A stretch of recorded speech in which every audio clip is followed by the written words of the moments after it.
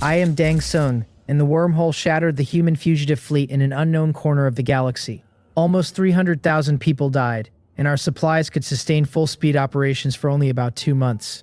Then the rebuilt Gonryun fleet entered the Kelvin starfield with 4 core sections and more than 500 attached sections turning as one enormous structure. The Wolfang Club became a speck beside it. The wormhole had scattered us, but we had rebuilt ourselves into a moving civilization. Tap that like, hit subscribe, and stick around. Both keep these uploads alive. But none of this happened overnight. Let me start from the day it all broke open. A barren starfield lies beyond the first spiral arm of a barred galaxy resembling the Milky Way. No stars, brown dwarfs, or other large bodies occupy this fringe. Only traces of cosmic dust and radiation. If a material-rich star system is an oasis, this region is the desert beyond it. Space suddenly ripples across a sphere nearly 1 astronomical unit wide, as though an invisible hand has crumpled a transparent sheet. Violent energy tears the fabric open, decays into graviton radiation, and disappears almost at once. Hundreds of artificial objects spill from the rupture in every shape and size, scattered helplessly through the dark. The main engines of 2 enormous craft ignite first, allowing both vessels to recover their attitudes and stabilize. Smaller ships follow one by one, while the energy of the rupture fades into the cosmic background. The empty starfield becomes quiet again, leaving no evidence of the catastrophe, except the battered fleet. Once control returns, the survivors converge on the 2 largest vessels and assemble around their joined hulls like complex blades around crossed windmills. An officer reports that the first hull has suffered 57% damage, the second 66%, and the third 78%. Nearly 300,000 people have died aboard ships still capable of connecting. The power unit in the first hull survived, but its supply bay vanished during the wormhole catastrophe. Jiang Wu receives this assessment as commander of the 2nd Keel Unit, having inherited equal command authority from the incapacitated commander of the 6th Keel Unit. At 35, he is young in an age when humans live about 200 years, yet his record earned him the position. Jiang Wu grips the command console and asks whether anyone can confirm their location. The observation units have compared several neutron stars, but none appear on known charts, so they cannot even establish coordinates within the Milky Way. Their miniature wormhole communication unit also disappeared during transit. Without coordinates, they cannot contact Fleet Q Command Headquarters or aim a broad distress broadcast toward Kepler 452b. Rebuilding the communicator would require materials they lack, and operating it would consume energy needed for navigation and survival. Jiang Wu asks for any good news, and his adjutant offers the little they have. Almost 200,000 people remain alive, including enough technicians to operate the surviving fleet, and the critical databases are intact. Their supplies, however, can support full-speed operations for only about 2 months. Jiang Wu rubs his temples and orders every known fact displayed on the holographic screen. He needs to understand the wreckage before he can decide whether this remnant of humanity has a future. The vessels belong to a detached remnant of Asian Fleet Q-233, part of the human fugitive fleet. Its history began 4 centuries earlier, when humanity detected a vast natural wormhole near the solar system. Several enormous celestial bodies emerged from folded space, including a black hole that settled on a path toward the sun. Calculations gave civilization roughly 400 years before its gravity destroyed the solar system. Planets would either fall toward the sun and black hole or be flung into interstellar darkness by their combined tidal forces. Humanity had barely begun leaving the 3rd planet of its home system, so it could not survive that disruption. A smaller wormhole on the opposite side of the solar system offered one possible escape. Scientists concluded that this passage was a peripheral structure of the larger natural wormhole. Its folds led 1,400 light-years away to Kepler 452, a G-type star similar to the Sun. Observations had already identified Kepler 452b, a rocky world in the habitable zone. The planet completed a rotation cycle in roughly 385 days and had about 60% more volume than Earth. Its comprehensive similarity index reached 0.98, making it the closest thing to a promised shore humanity possessed. Faced with extinction, old enemies set aside their grievances and united behind a single migration plan. They would spend the remaining 4 centuries developing aerospace technology, then carry human civilization through the wormhole. The approaching black hole hung over every generation like the sword of Damocles, allowing no nation or researcher to relax. Humanity overcame barriers in energy, materials, and propulsion until interstellar travel became possible. 4 centuries of frantic construction produced a fleet large enough to carry civilization away from its doomed cradle. The natural wormhole remained unstable, so engineers designed a control system to hold its folded structure open. Technical problems delayed completion until the intruding black hole was already disturbing objects in the Kuiper Belt. With the solar system collapsing, humanity activated the untested controller and began the evacuation. Only one-third of the human civilization fleet passed through safely before the controller failed. The wormhole spiraled beyond control and scattered the remaining ships across the cosmos. This damaged collection is one fragment of that disaster, unable to locate its destination or its people. Jiang Wu scrolls through the projected information again and asks whether the summary is complete. His adjutant confirms that some details remain uncounted, but the display captures their general condition. Every unit carries damage, while the crucial energy and supply bays are almost entirely gone. Human motherships use 3 levels of modular hulls built around primary keel cabins. Secondary and tertiary sections provide specialized functions and can be isolated or discarded when damaged. Keel cabins can connect to one another, secondary modules attach around them, and tertiary modules dock with either secondary or tertiary sections. Every module has limited navigation capability, while all keel cabins can combine into a giant vessel shaped like an industrial brush or turbine shaft. This architecture was created for emergencies exactly like partial hull failure. A damaged functional module can separate before fire, radiation, or pressure loss reaches the rest of the vessel. Independent navigation also lets surviving sections reorganize around another keel cabin when their original core is lost. In theory, modularity turns one catastrophic failure into several manageable losses. The wormhole disaster was severe enough to test that theory beyond anything its designers imagined. That modular design saved part of the fleet, but it cannot feed the survivors. Jiang Wu orders every department manager to assemble in the keel cabin command room for an emergency meeting. Once the senior staff gathers, he presents the losses and asks for recommendations. Chief of Staff Mu Un identifies energy and supplies as the immediate threats. At 98, the gaunt former executive officer of the 6th Keel Unit carries the authority of an experienced staff advisor. Mu Un reminds the council that navigation regulations normally make contact with headquarters the first priority for any lost vessel. Waiting indefinitely in a resource-poor region would kill them before rescue arrived, so he urges an immediate self-rescue plan. Resource Recovery Minister Ad Sos explains that losing the supply unit also ended large-scale synthetic food production. A few cloning devices in the experimental units can cultivate plants and animals from the gene bank. Those pods were designed for preservation and research, however, not feeding nearly 200,000 people. Science leader Che Yangbiom confirms that food shortages will begin in about 2 months and worsen steadily. The fleet has enough energy for 4 months at full speed, or roughly 3 years if it remains stationary. Che Yangbiom had been a senior researcher before most of the science team died during wormhole transit. With only a few hundred scientists left, he is now their highest-ranking survivor. Jiang Wu turns back to Mu Un and asks what course the staff department recommends. Mu Un projects a binary system located about 2.2 light-years away. The science team named its pair Lotta Star A and Lotta Star B after the observer who discovered them. Only 200 million years old, the system remains wrapped in a protoplanetary disk, where several planets are still forming. Lotta Star A is a red dwarf with 18% of the Sun's mass. Lotta Star B is a brown dwarf weighing about 50 Jupiters, and smaller bodies circle throughout the surrounding disk. That young system can provide fusion fuel, construction matter, and enough resources to repair the fleet's damaged modules. It may even allow them to rebuild the missing energy and supply pods. Their reserves permit only 2 months of continuous acceleration, so most personnel would need to rotate through hibernation. Human hibernation does not freeze the body completely, but lowers metabolism and requires periodic awakening for nutrients. Under those limits, the journey would take 44 years and could cost between 40,000 and 60,000 lives. Mu Un presents the casualties as the best result his department can calculate. Jiang Wu asks the assembled leaders to choose between waiting for rescue and traveling to Lotta Star. The intelligence system tallies every vote, and the self-rescue plan passes unanimously. The fleet will broadcast distress signals for 2 months before departing if no rescue arrives. Although the expected losses are brutal, every official accepts responsibility rather than choosing a slow death in empty space. No individual official can shift the burden onto another department because the vote makes the decision collective. They understand that every projected death will follow from the course chosen in this room. Waiting offers fewer immediate risks but no credible source of food, fuel, or rescue. Lotta Star at least gives the survivors a destination rich in matter. Faced with 2 deadly choices, the council chooses the one that still contains a future. These leaders belong to generations raised beneath the threat of annihilation, and none withdraws from the decision.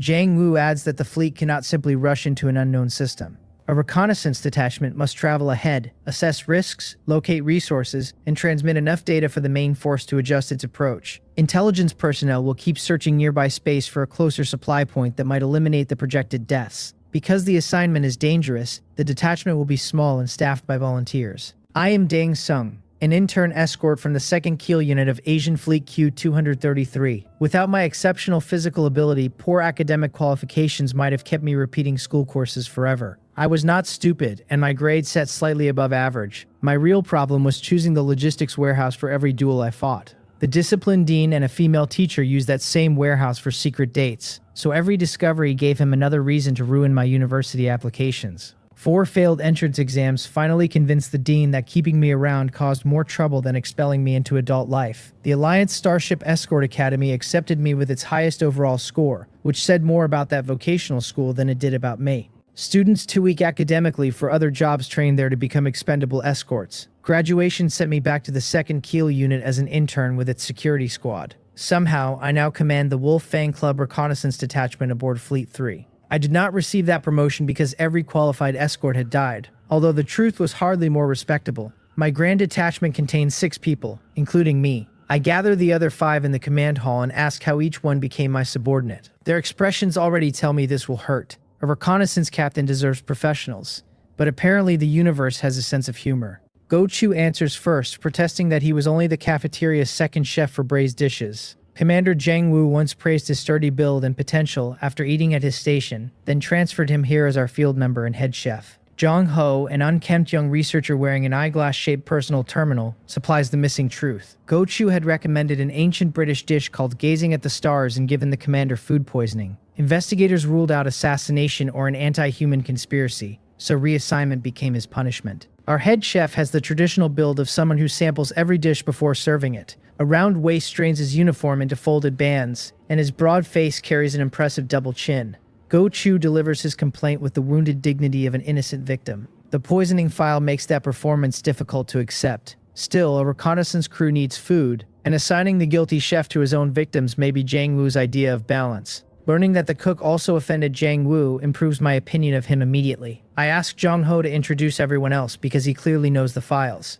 Zhang Ho approaches our young medical officer and identifies Guan Soil, age 20. During treatment for a bump on Jiang Wu's forehead, nervous hands accidentally shaved off his entire right eyebrow. Guan Soil reddens and tries to explain that anxiety caused the mistake, but Zhang Ho moves to the next file. So is a 22-year-old former communications operator with a petite innocent face and very little innocence in her record. She once broadcast a passionate private video across the whole fleet, so insists the recording arrived as an important speech sent directly by the commander, whose reputation for rigor convinced her not to verify it. When I secretly give her a thumbs up, she lifts her chin in pleased acknowledgement. Anyone who humiliates Jiang Wu, that thoroughly has earned my professional respect. Her appearance makes the incident sound impossible until she crosses her arms and pouts at the accusation. The expression belongs to a small, lovable girl, but the posture shows complete confidence in her defense. She blames the commander's own carelessness without hesitation. Guan Soyol beside her looks far less able to survive public embarrassment. Our 2 youngest officers may share a cabin, but they clearly do not share a temperament. Zhang Ho identifies Evans as a 36-year-old engineer and an old acquaintance of mine. Evans once repaired the commander's door without sealing it completely, leaving a gap through which I overheard Jiang Wu's private habits. Recognition hits both of us, and we glare like enemies reunited after years apart. So interrupts before either of us can revive the feud. With her boots on the conference table, she asks who our suspiciously informed researcher is. Zhang Ho introduces himself as a 32-year-old former science team researcher, assigned as science officer and field member. I ask how he offended Jiang Wu, but Zhang Ho claims he never did. The others reject that immediately because no scarce scientist would otherwise land in our cannon fodder unit. We press for his secret and even suggest that he refused some private requests from the commander.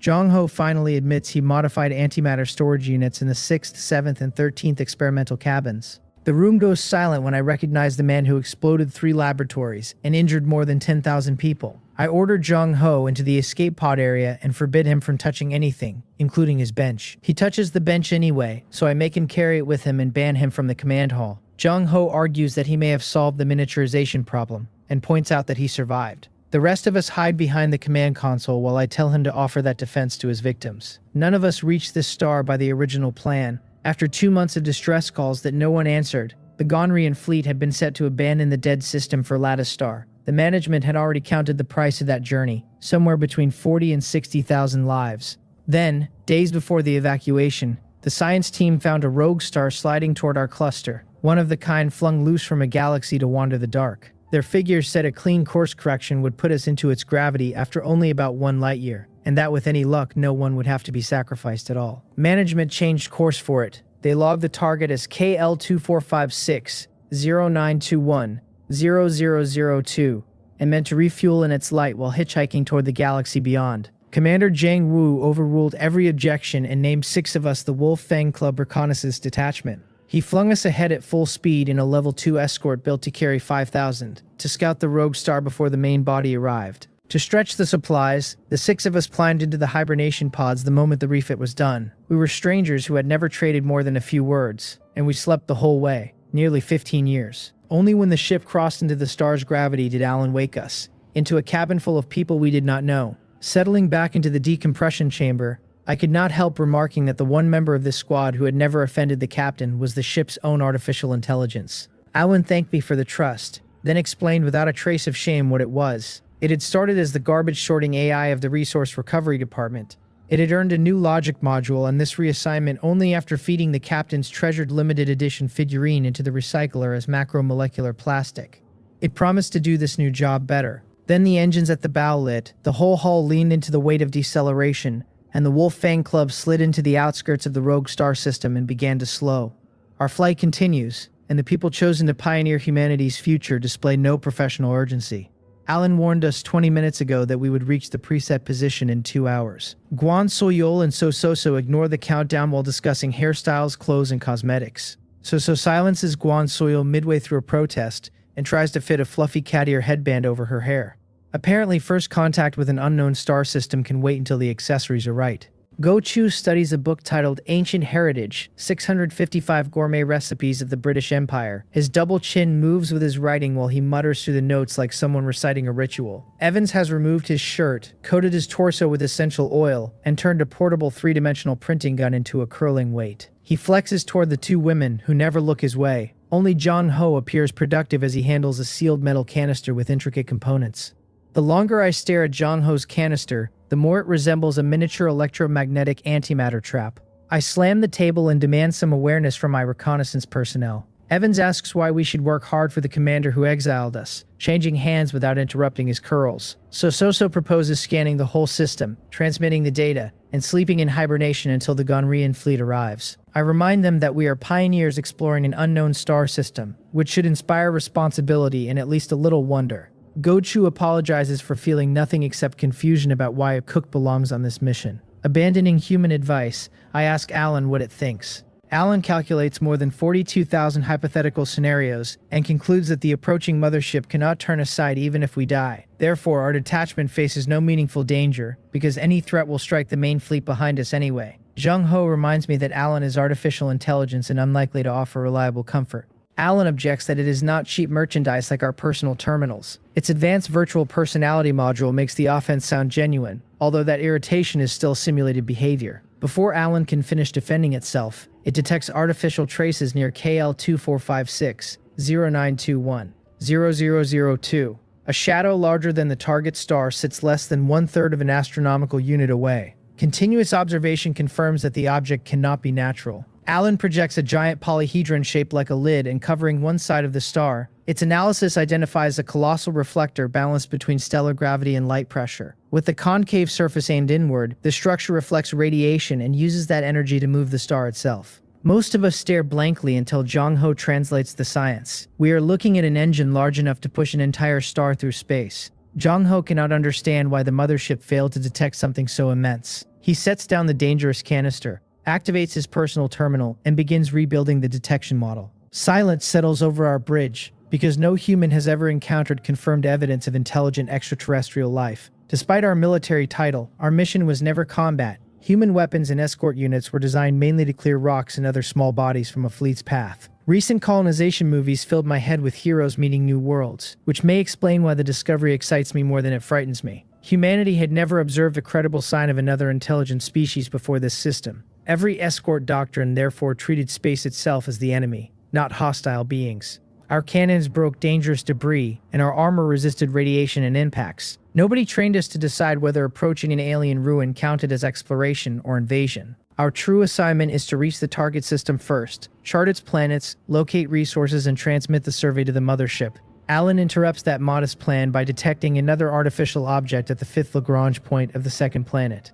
The target is several kilometers across and made from remarkably pure, high-density titanium iron alloy. Its exact shape remains unclear, but nature did not build it. The discovery turns an ordinary survey into humanity's first encounter with the ruins or works of another civilization. The target system contains a G-type star with about 85% of the Sun's mass. 6 major planets orbit it, including 2 terrestrial worlds, 3 gas giants, and 1 ice giant. Hundreds of moons share the system with countless asteroids and comets. I order So to alert the Gonrian fleet immediately. She reaches the communication station, then asks whether to report an alien attack when we are the ones charging toward their territory.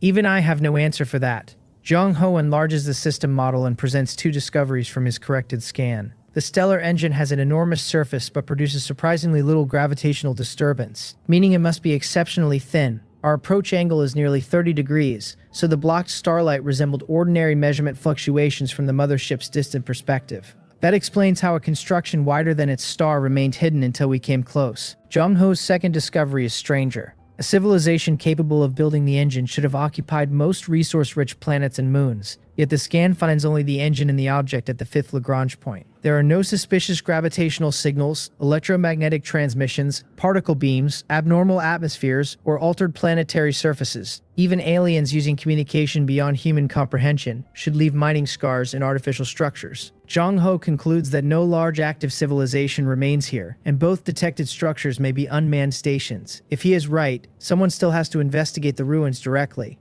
I decide to lead a forward team to the artificial object and ask for volunteers. Go Chu hides behind his cookbook and argues that civilizations do not need a culinary exchange badly enough to risk their cook. So clasps Guan Soil's hand and declares that dragging 2 women into danger would be shameful. She points to Evans and argues that all his muscles finally have a purpose. Evans covers his oiled torso and insists engineering personnel belong in the logistics echelon, not on suicidal frontline missions. Jong Ho alone offers to accompany me because unknown machinery interests him. I reject the explosion fanatic before he can take one step and assign him Escape Pod 3 as a laboratory. He may not leave it without necessity, and he certainly may not touch alien technology. One careless experiment on foreign ground could start humanity's first interstellar war. The moment Jong Ho is excluded, everyone else announces a sudden eagerness to become humanity's first alien contact team.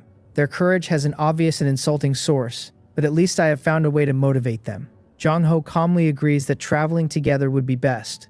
Every person in the room tells him he is still staying behind. Our brave pioneers can face ancient aliens apparently, but not one curious scientist with an antimatter habit. The Wolf Fang Club lander is a level 3 independent craft carried outside our larger ship. About 140 meters long and between 20 and 60 meters wide, its modified hull resembles a nail with a broad head. It can carry roughly 200 people and remain self-sufficient in space for about a year. Functionally, it is a smaller version of the main Wolf Fang Club.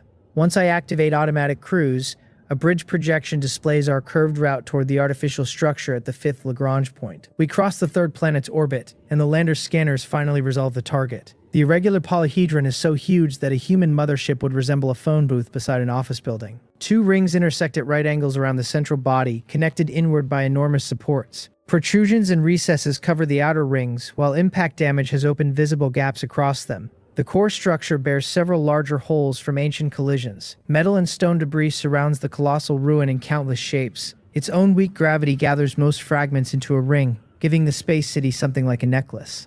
Mechanical structures become visible around the breached hull as we draw nearer. No one has repaired them for an age, which supports Jong Ho's conclusion that intelligent life no longer occupies this place. The city drifts without detectable signals or energy radiation, as silent as any natural rock. The closer view removes any hope that damage is recent or temporary. Exposed mechanical assemblies stand around every breach without active tools, lights or maintenance machines. Collisions have marked both surrounding rings and the central polyhedron, yet nothing adjusts the station's attitude. Even its debris follows passive gravity instead of controlled collection. Whatever intelligence once managed this city has been absent longer than humanity can easily comprehend. So studies the image and reports that the explosion man was right about the city being empty. I admit that it looks abandoned beyond any historical scale we understand. Guan Soil draws into her seat and asks what became of its inhabitants. None of us can answer because humanity has only begun stepping beyond the solar system. We have no experience with the stories of extinction and rebirth that the universe may contain. The system itself offers abundant resources. 2 terrestrial planets and many moons hold rich minerals, while 3 gas giants and 1 ice giant contain immense stores of fusion fuel. Even a young interstellar civilization like ours could settle here and prosper, yet the civilization that built the space city did not remain, and only its ruins survive. The contradiction makes the dead city feel less like a prize and more like a warning. Our team suits up when the Wolfang Clublander reaches the ruin. Modern human spacesuits remain thick, but internal exoskeletons allow flexible movement while preserving life under extreme conditions. Evans argues from inside the landing pod that he and So should remain behind to support us. I tell the enormous engineer to stop hesitating and point toward Go Chu, who lies obediently in his safety seat. Evans immediately notes that I tied the cook down and disabled his communication channel. Go Chu struggles against the restraints, producing only muffled noise. I order everyone to sit securely and press the release control. Evans protests that his final belt is still loose, as the sealed hatch vents in the pod separates. The landing pod accelerates toward the alien space city with me, Go Chu, and Evans aboard. Back on the lander, Guan Soil asks So whether we are likely to face danger. So dismisses the concern, because the ruins have stood empty for tens of millions of years. She reclines her seat from upright to flat, and tells Guan Soil to wake her after an hour. Our pod's navigation system discovers debris along the planned docking path, recalculates, and adjusts course. Go Chu finally frees himself and complains that Jiang Wu should have assigned us a trained pilot. I suggest no pilot in the fleet had offended the commander badly enough to join us. Evans cannot believe that only 6 people among nearly 200,000 angered Jiang Wu. I propose forging a love letter from the commander to lure some unfortunate pilot into our unit. While touching my chin, my gloved hand meets only the outside of my helmet, so I drop it. Evans doubts anyone suicidal enough would believe the invitation. Automatic navigation ends the argument by announcing our final approach and starting the docking procedure. The pod settles into a recessed dry dock on the space city's main body. Mechanical arms grip a metal frame extending from the wall and secure us with only a slight tremor. We chose the irregular central polyhedron because everyone agreed it was the true city, not the surrounding rings. At this 5th Lagrange point, the city forms the 3rd corner of an equilateral triangle with the planet and star. Their balanced gravity can hold the structure in place for immense spans without active propulsion. We follow the pod's mechanical arms to the outer wall. Evans scans its titanium iron alloys and finds several other metals, suggesting the builders used material science humanity can at least recognize. I travel several hundred meters without finding any useful feature. External structures can be studied by our lander's stronger scanner, so our real goal is an entrance. Go Chu complains that mechanical work is beyond a cook, then notices a symmetrical hexagonal recess about 5 square meters wide. I use my suit thrusters to reach the recess and identify what looks like a door, although I cannot find an opening mechanism. Evans scans a brittle, low-hardness material filling its edges. Long chemical change may have transformed an elastic seal resembling rubber into this fragile residue. No external control interface survives, and the entire structure lost power long ago. Entering through the larger breaches would be reckless because dense fields of debris surround them. Evans immediately recommends returning and adds that the wreck might even be haunted. I examine the seamless hatch, then ask whether doors are generally thinner than surrounding hull walls. His alarm rises when I remove a high-frequency vibration knife from my equipment pack. Evans warns me not to act impulsively, but the tool is already in my hand. Ancient aliens did not leave us a key, so I decide to make a door. The vibrating blade cuts through the hatch like soft food, opening a passage tall enough for 2 people. Its weakness surprises me because no one should build a spacecraft from such brittle alloy. Evans considers radiation damage, but a civilization capable of operating fusion power should also understand protection against radiation. While I smooth the opening to protect our suits, Go Chu tests a broken piece. His detector estimates that the alloy was manufactured more than 100 million years ago. That age explains what engineering could not. Even excellent materials deteriorate beneath light, heat, radiation, and cosmic exposure across 100 million years. I ask why a cook thought to date the metal, and Go Chu calls material age a basic concern for any fine chef. I choose not to challenge that logic. Strange expertise is still expertise, especially inside an alien ruin. Evans wants to send an unmanned probe first and repeats that safety matters most in unknown systems. I point out that anything inside has been dormant for 100 million years. Our greater risk is finding nothing useful before the air runs low. Evans tries to insist that the captain should enter first, so I activate my thrusters and push both men through the opening ahead of me. Leadership is about delegation. Inside, zero gravity has turned the space city into a drifting maze of debris. Metal pieces collide through blocked passages, making human movement slow and dangerous. I release several exploration robots because their compact frames fit the wreckage better than our suits. Samples from different compartments all appear older than 100 million years. The pattern confirms that the entire installation belongs to the same vanished age. Robot scans reveal deliberate corridors and rooms behind the damage. Their scale suggests the builders stood between 2 and 3 meters tall. Mechanical systems throughout the city also resemble human technological development closely enough for our instruments to interpret them. Very little survives beyond the framework, however. Twisted pipes, punctured walls, warped partitions, and loose metal fill almost every compartment. Some force devastated the city far beyond ordinary aging. Its protected position at a gravitational balance point prevented worse destruction after the disaster. Elsewhere, a structure this large might have been torn apart, captured by a planet, or flung from the system by a gravitational slingshot. Instead, it remained here, preserving a broken skeleton for our arrival. That accident of orbit is the only reason we can walk through its history. Several kilometers from our entrance, the robots find an almost intact rectangular device resembling a giant coffin. It sits near the top of a space that appears to be a transit corridor. I begin cutting the object free while Evans reminds me our air reserves are nearly exhausted. The box is about 10 meters long and 3 meters across in both remaining dimensions. Protected inside the city, its alloy has retained far more strength than the outer hull. I declare it a treatment pod or hibernation unit because that sounds more useful than an alien coffin. Evans hides behind Go Chu and warns that the surrounding structure resembles a cannon shell. I order him to help cut the pipes because this is the only portable artifact we have found. With no scientist present, none of us can interpret it on site. Jong Ho might have been useful after all, provided he resisted detonating the entire city. When the last pipe separates, I secure the box with equipment ropes and attach it to an exploration robot. Zero gravity allows the small machine to tow an object many times its mass. Our oxygen displays show only half an hour remaining, so I order the retreat. We take the intact device and collected samples back through the ruined passages. Whatever the box contains can wait for scanners, breathable air, and someone reckless enough to open it. Evans soon lies on Guan Soil's examination couch, telling her and So how calmly he faced deadly metal fragments. He describes himself as a true man who maintained perfect composure, and asks Guan Soil to check him carefully for radiation illness. The two women listen with bright curiosity, unaware of how often he hid behind our cook. I let him enjoy the story while I study the alien box. A little borrowed courage costs us nothing. Go Chu places a head-sized spherical device into a specimen container. He found it while we hauled the rectangular artifact out, and its shape stood apart from the city's repeated polyhedral designs. I order him to prepare dinner and tell So to notify Jong Ho that we are returning. She must also deploy a communications satellite because our remaining robots will continue exploring the space city. Evans confirms that the box has no visible seams or controls, so opening it safely requires the main ship's large scanner. Go Chu heads for the kitchen in an excellent mood. He plans to serve an ancient Scottish dish involving haggis, minced meat, and black pudding. None of us understands that this decision is the most immediate danger we have faced all day. Alien ruins at least come with warning signs.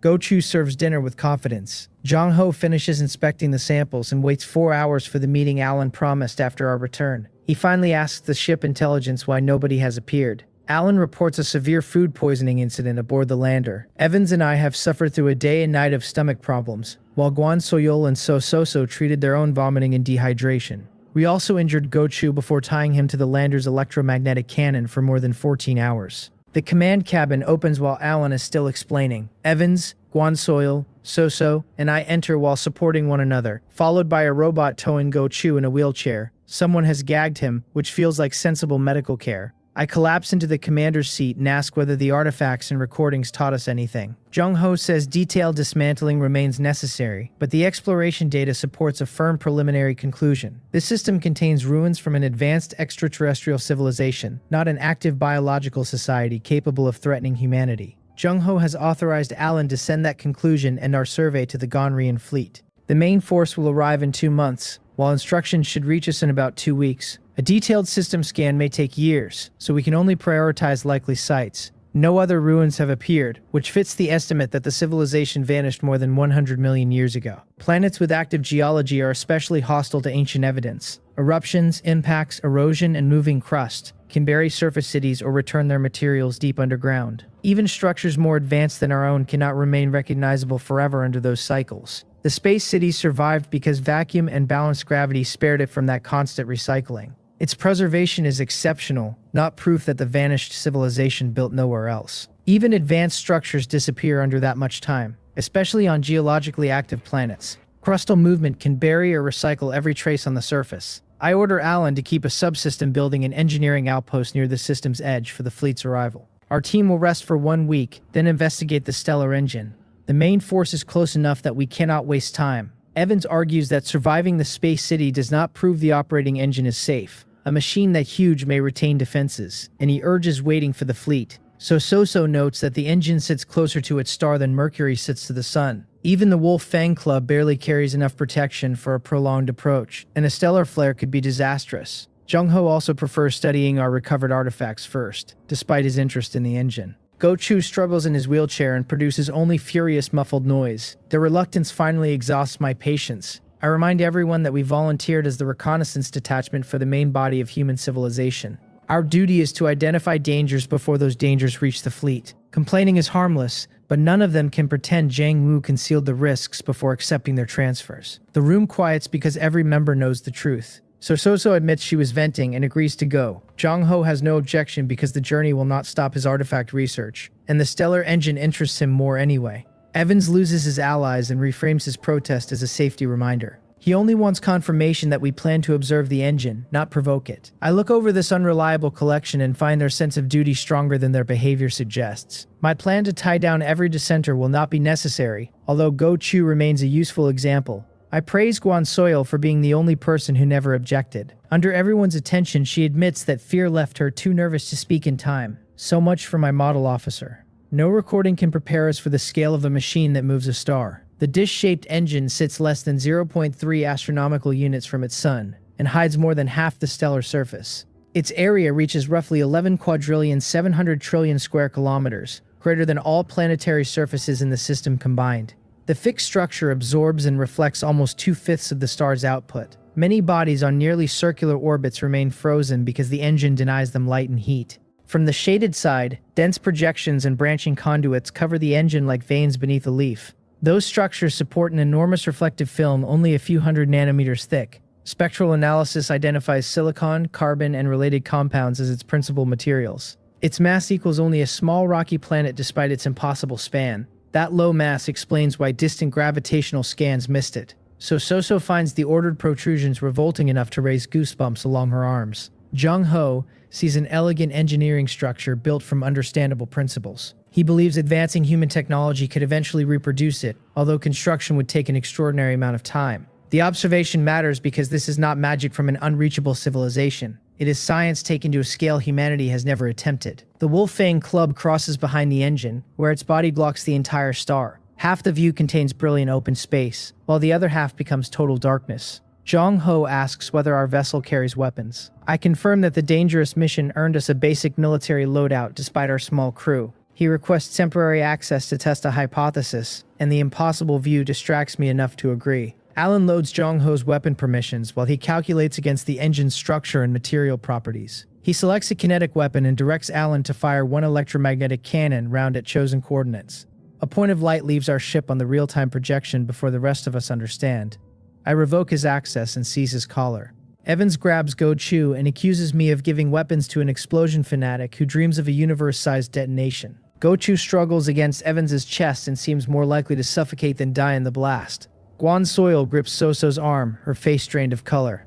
Jung-ho calmly explains that the engine is mostly thin film, so the projectile should only penetrate and tear a local area. I order Alan to charge the engines for immediate withdrawal. If Jong-ho cannot justify himself, I promise to fire him from the same cannon. The stern engines reach maximum charge, ready to carry us away within 30 seconds. I do not order departure because a captain must still hear his science officer's reasoning. The electromagnetic round needs roughly an hour to reach its target. When it arrives, no great explosion follows.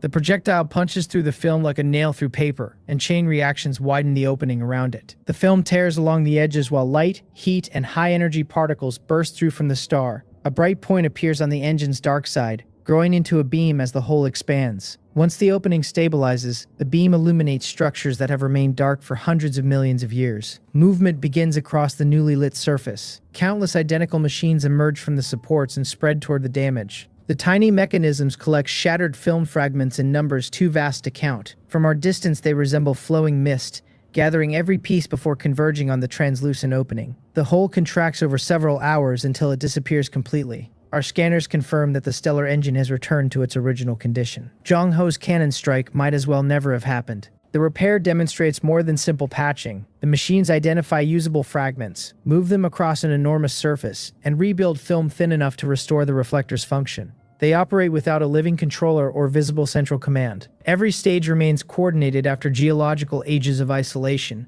Humanity has found an industrial process that can outlive the civilization which created it.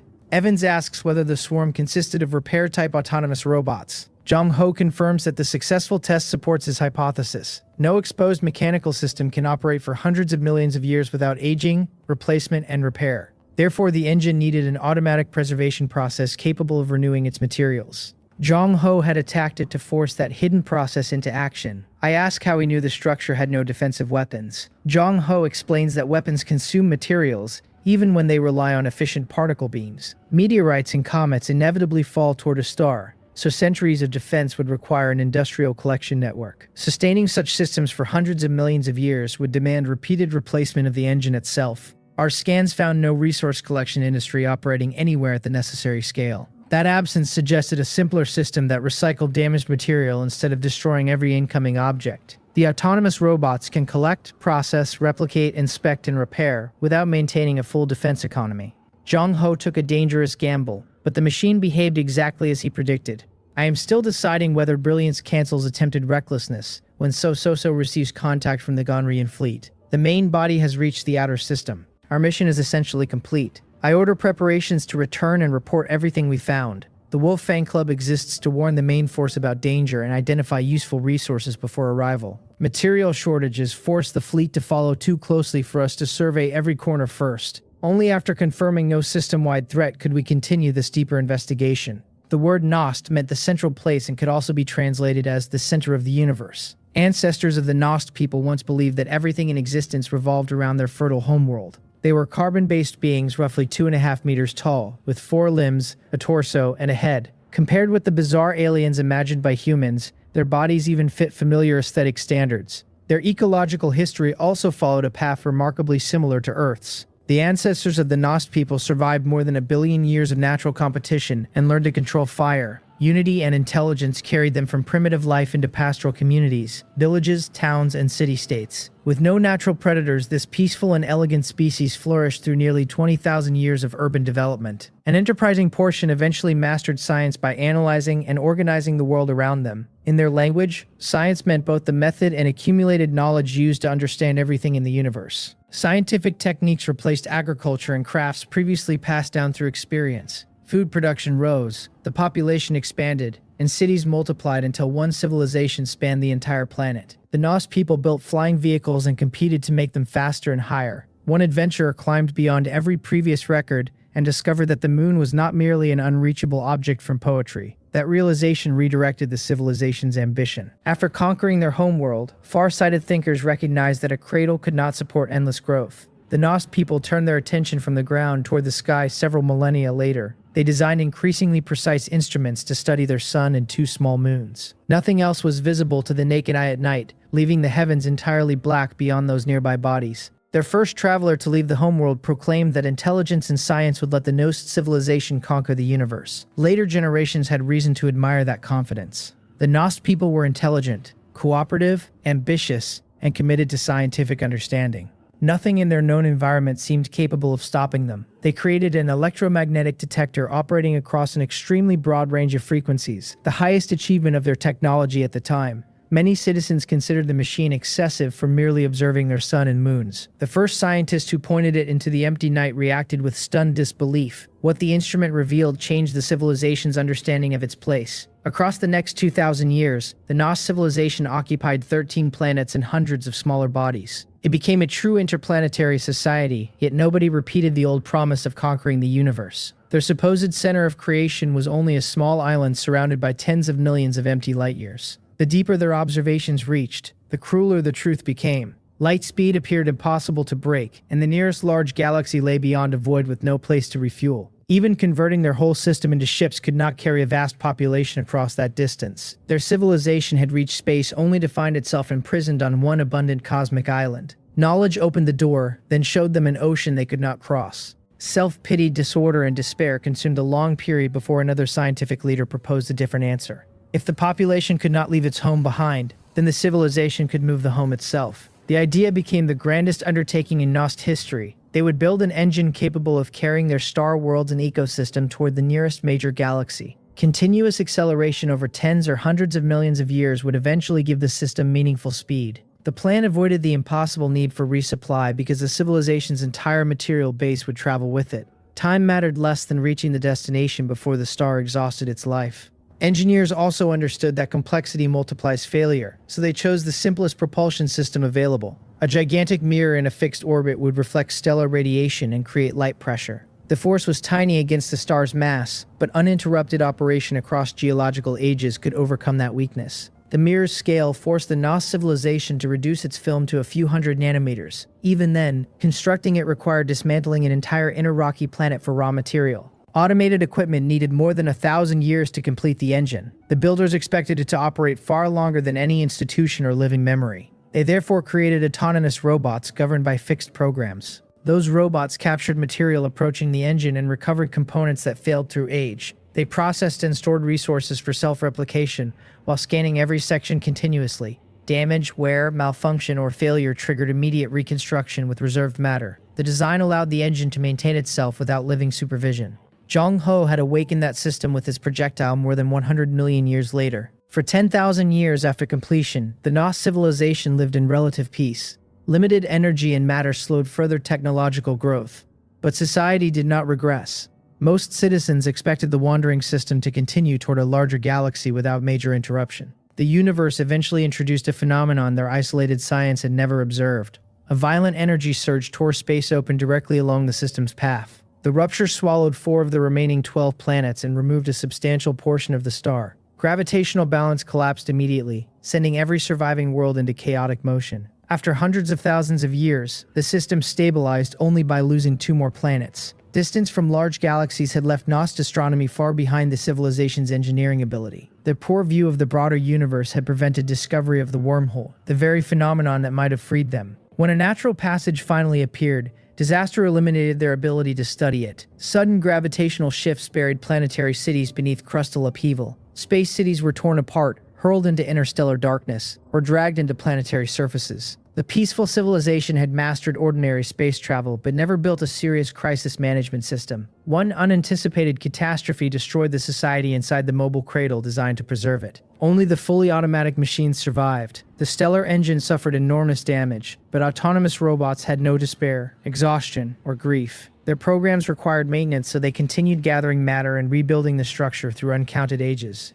They followed the last instructions of their creators without knowing that the creators were gone. Their work continued until human civilization arrived from Earth. The space city and stellar engine were the only surviving superstructures humanity found from the Nos civilization. Human researchers concluded that the city endured because its 5th Lagrange point formed a stable gravitational node. Even after its power failed, the orbit kept it from wandering into planets or destructive tidal forces. Meteorites still damaged the exterior, but no larger event finished the ruin. Its location preserved a fragment of the civilization long enough for another species to discover it. Excavation found evidence that intelligent residents lived and worked deep inside the space city after the catastrophe. Their survival appears to have lasted only a short time. The station lacked the independent systems needed to support a population, because it had functioned as a transfer point along a larger transportation network. Like a human logistics hub, it depended on constant incoming supplies and dispatched ships towards other destinations. Once the wider system collapsed, the people inside were stranded with no sustainable home. One stranded Nost scientist refused to let his civilization disappear without a record. As food ran out, he prepared a self-deciphering data package containing the Nost language, writing system, history, and technology. He sealed an artificial memory crystal inside a cabinet made from non-radioactive heavy metal. That protection minimized erosion and kept the information readable through immense spans of time. He could not rescue his people, but he could preserve proof that they had existed.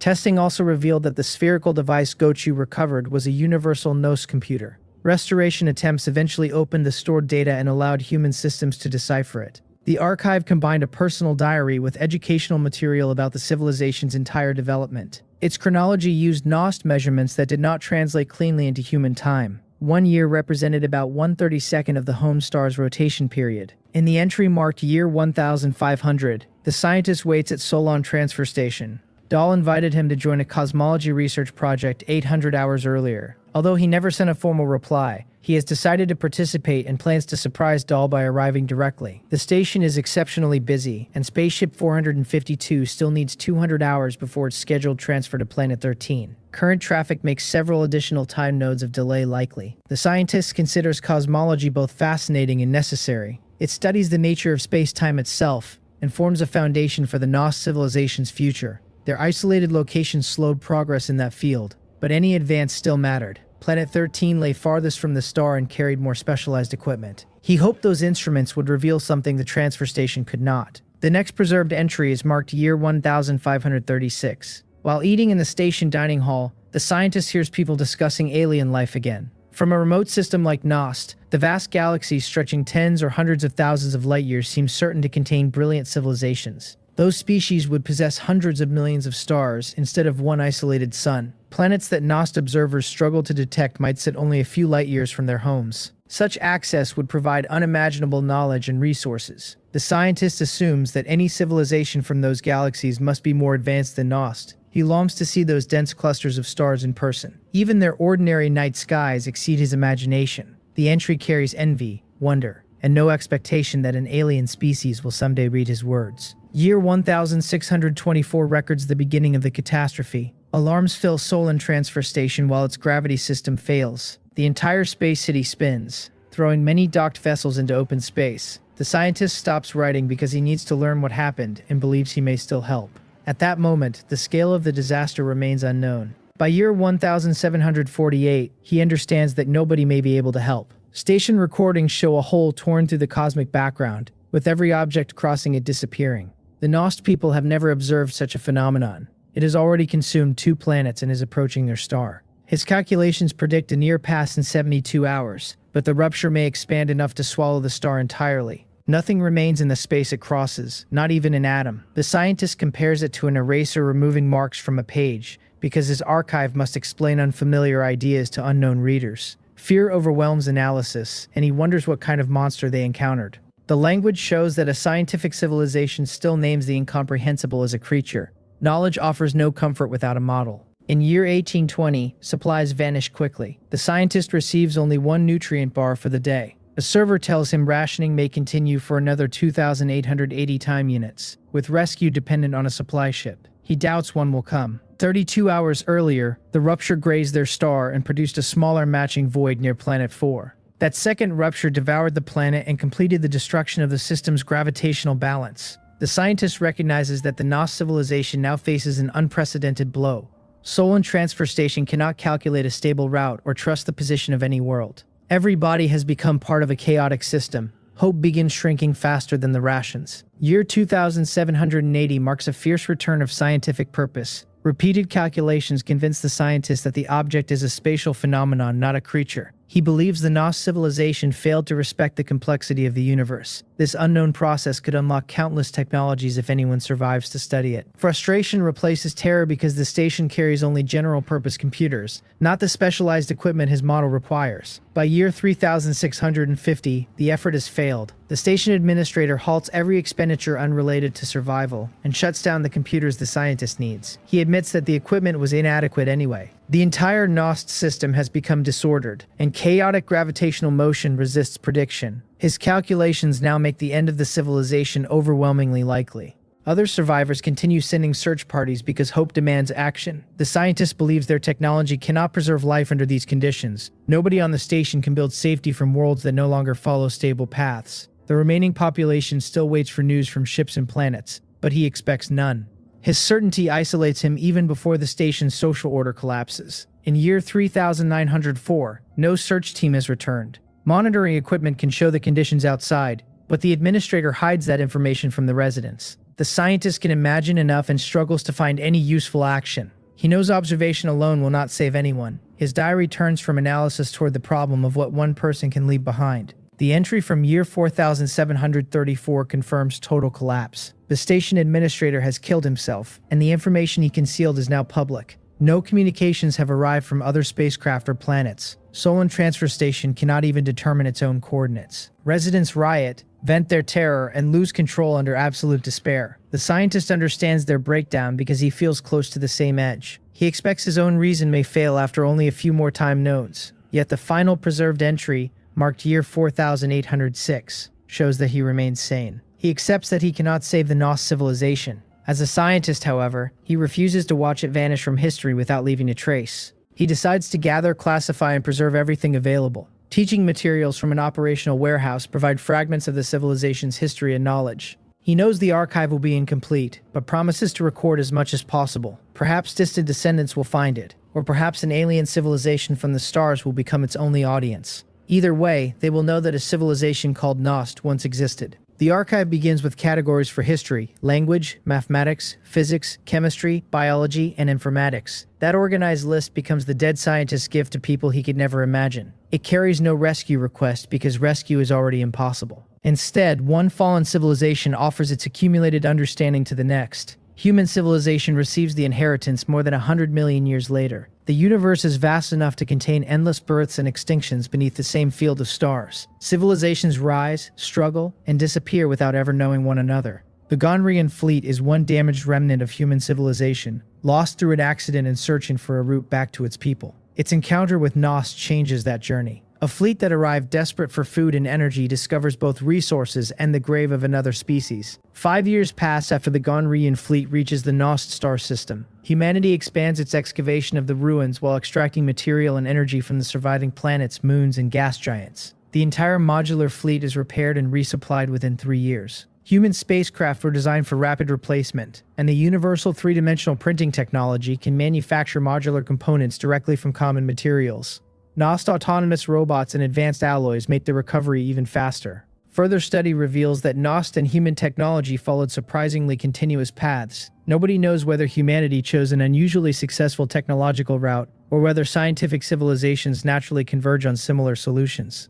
Either way, Gnost knowledge advances numerous human disciplines. The fugitive fleet had sacrificed balanced development to master spaceflight before the solar system died. Its brilliant engines carried severe weaknesses in many supporting branches. The Gnost archive begins repairing that imbalance. Humanity has decoded only a small fraction of the available technology, yet even that portion saves centuries of independent work. A forerunner has already marked possible directions and demonstrated which approaches can succeed. Human researchers no longer need to test every blind path from the beginning. The dead scientist's gift becomes more valuable than any single reserve of fuel or metal. The history behind the technology matters just as much. Gnost had intelligence, unity, resources, and ambition, but isolation narrowed its understanding of cosmic danger. Its peaceful society assumed the universe would continue behaving within familiar rules. One wormhole destroyed that confidence, and then the civilization itself. Humanity learns that technological power without caution can become another form of helplessness. The Gonrian fleet leaves the Gnost system with a deeper respect for the universe. That respect encourages caution rather than paralysis, because survival demands both movement and preparation. Human civilization cannot avoid every unknown phenomenon, but it can refuse Gnost's mistake of treating stability as permanent. The ruins provide a map of scientific progress and an example of catastrophic failure. Both lessons travel with the fleet. 87 years have passed since our departure from the Gnost star system when Evans wakes the Wolfang Club team from hibernation. We have reached a new system about 23 light-years from our last starting point. This expedition carries ample energy, provisions, and specialized exploration equipment. We also leave a full year before the main fleet instead of racing only weeks ahead. Humanity has learned to give its scouts room to discover bad news. Remaining aboard the wandering Gnost system was never a realistic option. Its stellar engine had accelerated the star to 1/10 of light speed, and the original control hub no longer existed. Autonomous robots dismantled that hub over time and used its material to repair the engine. Human engineers could not restore guidance quickly enough to change the system's path. The moving star would eventually escape the gravitational reach of the entire spiral galaxy. Any civilization remaining within that system would return to the vast intergalactic emptiness that imprisoned the Gnost people. Humanity had no intention of inheriting their cosmic island along with their knowledge. Once repairs and resupply were complete, the Gonrian fleet resumed its course toward the galaxy's interior. Every jump and long acceleration now aimed toward richer regions. The dead civilization's engine continued carrying an empty home in another direction. I sit properly in the Wolfang Club command chair with a cup of synthetic coffee, finally resembling the officer my title claims I am. 5 active years have changed little because modern humans can live beyond 2 centuries. My hair remains short, and hibernation has spared my face any sign of the elapsed decades. I ask Evans to check every system and backup aboard the ship. Alan reports that all primary and redundant equipment is functioning normally. So announces that she has connected us to the fleet. Her hair now hangs in twin ponytails, making our communications officer resemble a bright high school student. The Gonryun fleet rebuilt ultra-micro wormhole communicators after acquiring resources at Nost and re-establishing reliable charts of the spiral galaxy. Each core module carried the complete human technology database needed for reconstruction. Ships with known spatial coordinates can now communicate without delay. That connection gives our reconnaissance team command support the first mission lacked. Mu-Un appears on the holographic display because his rotation has placed him on duty at Fleet Command Headquarters. Every operational post maintains a minimum combat-ready staff, while other personnel hibernate. Space can produce a supernova's gamma-ray burst or another wormhole without warning. A civilization that sleeps carelessly may never wake. Mu-Un requests our status, and I report that the Wolf-Fang Club has reached the Kelvin starfield without trouble. I promise that So will transmit the preliminary scans shortly. Mu-Un thanks us for accepting another mission and urges caution before ending the connection. The exchange remains brief because microscopic wormhole communication consumes enormous energy. Even with restored capacity, the fleet strictly limits every instant message beyond scheduled reports and genuine emergencies. Every reserve aboard a wandering fleet must answer for disasters nobody can predict. Energy spent on conversation cannot power an evasive burn, preserve hibernating passengers, or maintain life support during repairs. Our routine reports, therefore, remain short even when decades separate meetings. Additional contact requires one of a few approved emergency conditions. The new communicator closes distance, but survival still determines how often humanity can afford to speak. That discipline keeps convenience from becoming another quiet threat to the fleet. Once the projection disappears, I pick up my coffee and ask Alan for the scan results. Kelvin's star was discovered by amateur astronomer Kelvin Norton. It has about 80% of the Sun's mass, belongs to the K spectral class, and is approximately 8 billion years old. 5 major planets orbit it. Alan renders each field as spoken analysis while placing the system model above the bridge console. Kelvin A is the first planet, a terrestrial rocky body with roughly 40% of Earth's mass. It lies only 2.24 light-minutes from its parent star and has become tidally locked. One hemisphere always faces Kelvin's star while the other remains turned towards space. Conditions make it an unlikely home for complex human-compatible life. Alan moves the display outward to the more promising second orbit. Kelvin B is another rocky planet with about 2.3 times Earth's mass. Its orbit lies 5.7 light-minutes from the star, and 2 natural satellites circle it. Kelvin B2 requires 88 days. Complex atmospheric circulation moves above a surface containing liquid water. Those facts alone justify bringing the Wolf-Fang Club closer. Spectral analysis finds an atmosphere composed of 69% nitrogen, 28% oxygen, and 3% other gases. Alan detects none of the toxic compounds that would immediately exclude human settlement. Its combined assessment says Kelvin B can support human life and probably already contains native life. For easier observation, Alan has placed us in synchronous orbit around the planet. Humanity may have found its first living world beyond Earth. Alan starts presenting Kelvin C, the third major planet, but an internal explosion cuts off the report. The deck shakes beneath us, red warning lights activate, and alarms spread through the logistics passage. While pulling Guan soil with them, Evans carries Jong-ho under one arm as though the scientist weighs nothing. Jong-ho's face is blackened, his hair is disordered, and smoke rises from his clothing. Evans shouts toward Alan to eject the experimental cabin immediately. I stare at the group over my coffee, unable to understand why our routine survey now resembles a disaster drill. Another explosion strikes before anyone can explain. The violent movement throws So from her communications chair. Gravity fails at the same moment, leaving her floating instead of injured. My coffee leaves the cup and spreads across my face in zero gravity. The synthetic liquid clings there, nearly drowning humanity's first contact specialist in his own drink. Alan identifies the source as the experimental cabin and begins its ejection sequence. I wipe at my face and demand to know what Jong-ho has done. There is only one plausible culprit, and he is still smoking. Jong-ho frees himself from Evans and admits that his antimatter storage miniaturization experiment experienced a minor problem. He does not finish the explanation before a larger explosion tears through the stern. The experimental cabin began as a multi-person escape pod converted into a spherical laboratory. It measures roughly 20 meters in length, width, and height. Engineers mounted it at the rear specifically so the ship could discard it during an emergency. The smaller Wolf-Fang Club lander hangs beneath our main vessel. Our primary Wolf-Fang Club is a Level 2 independent escort ship, despite its tiny crew.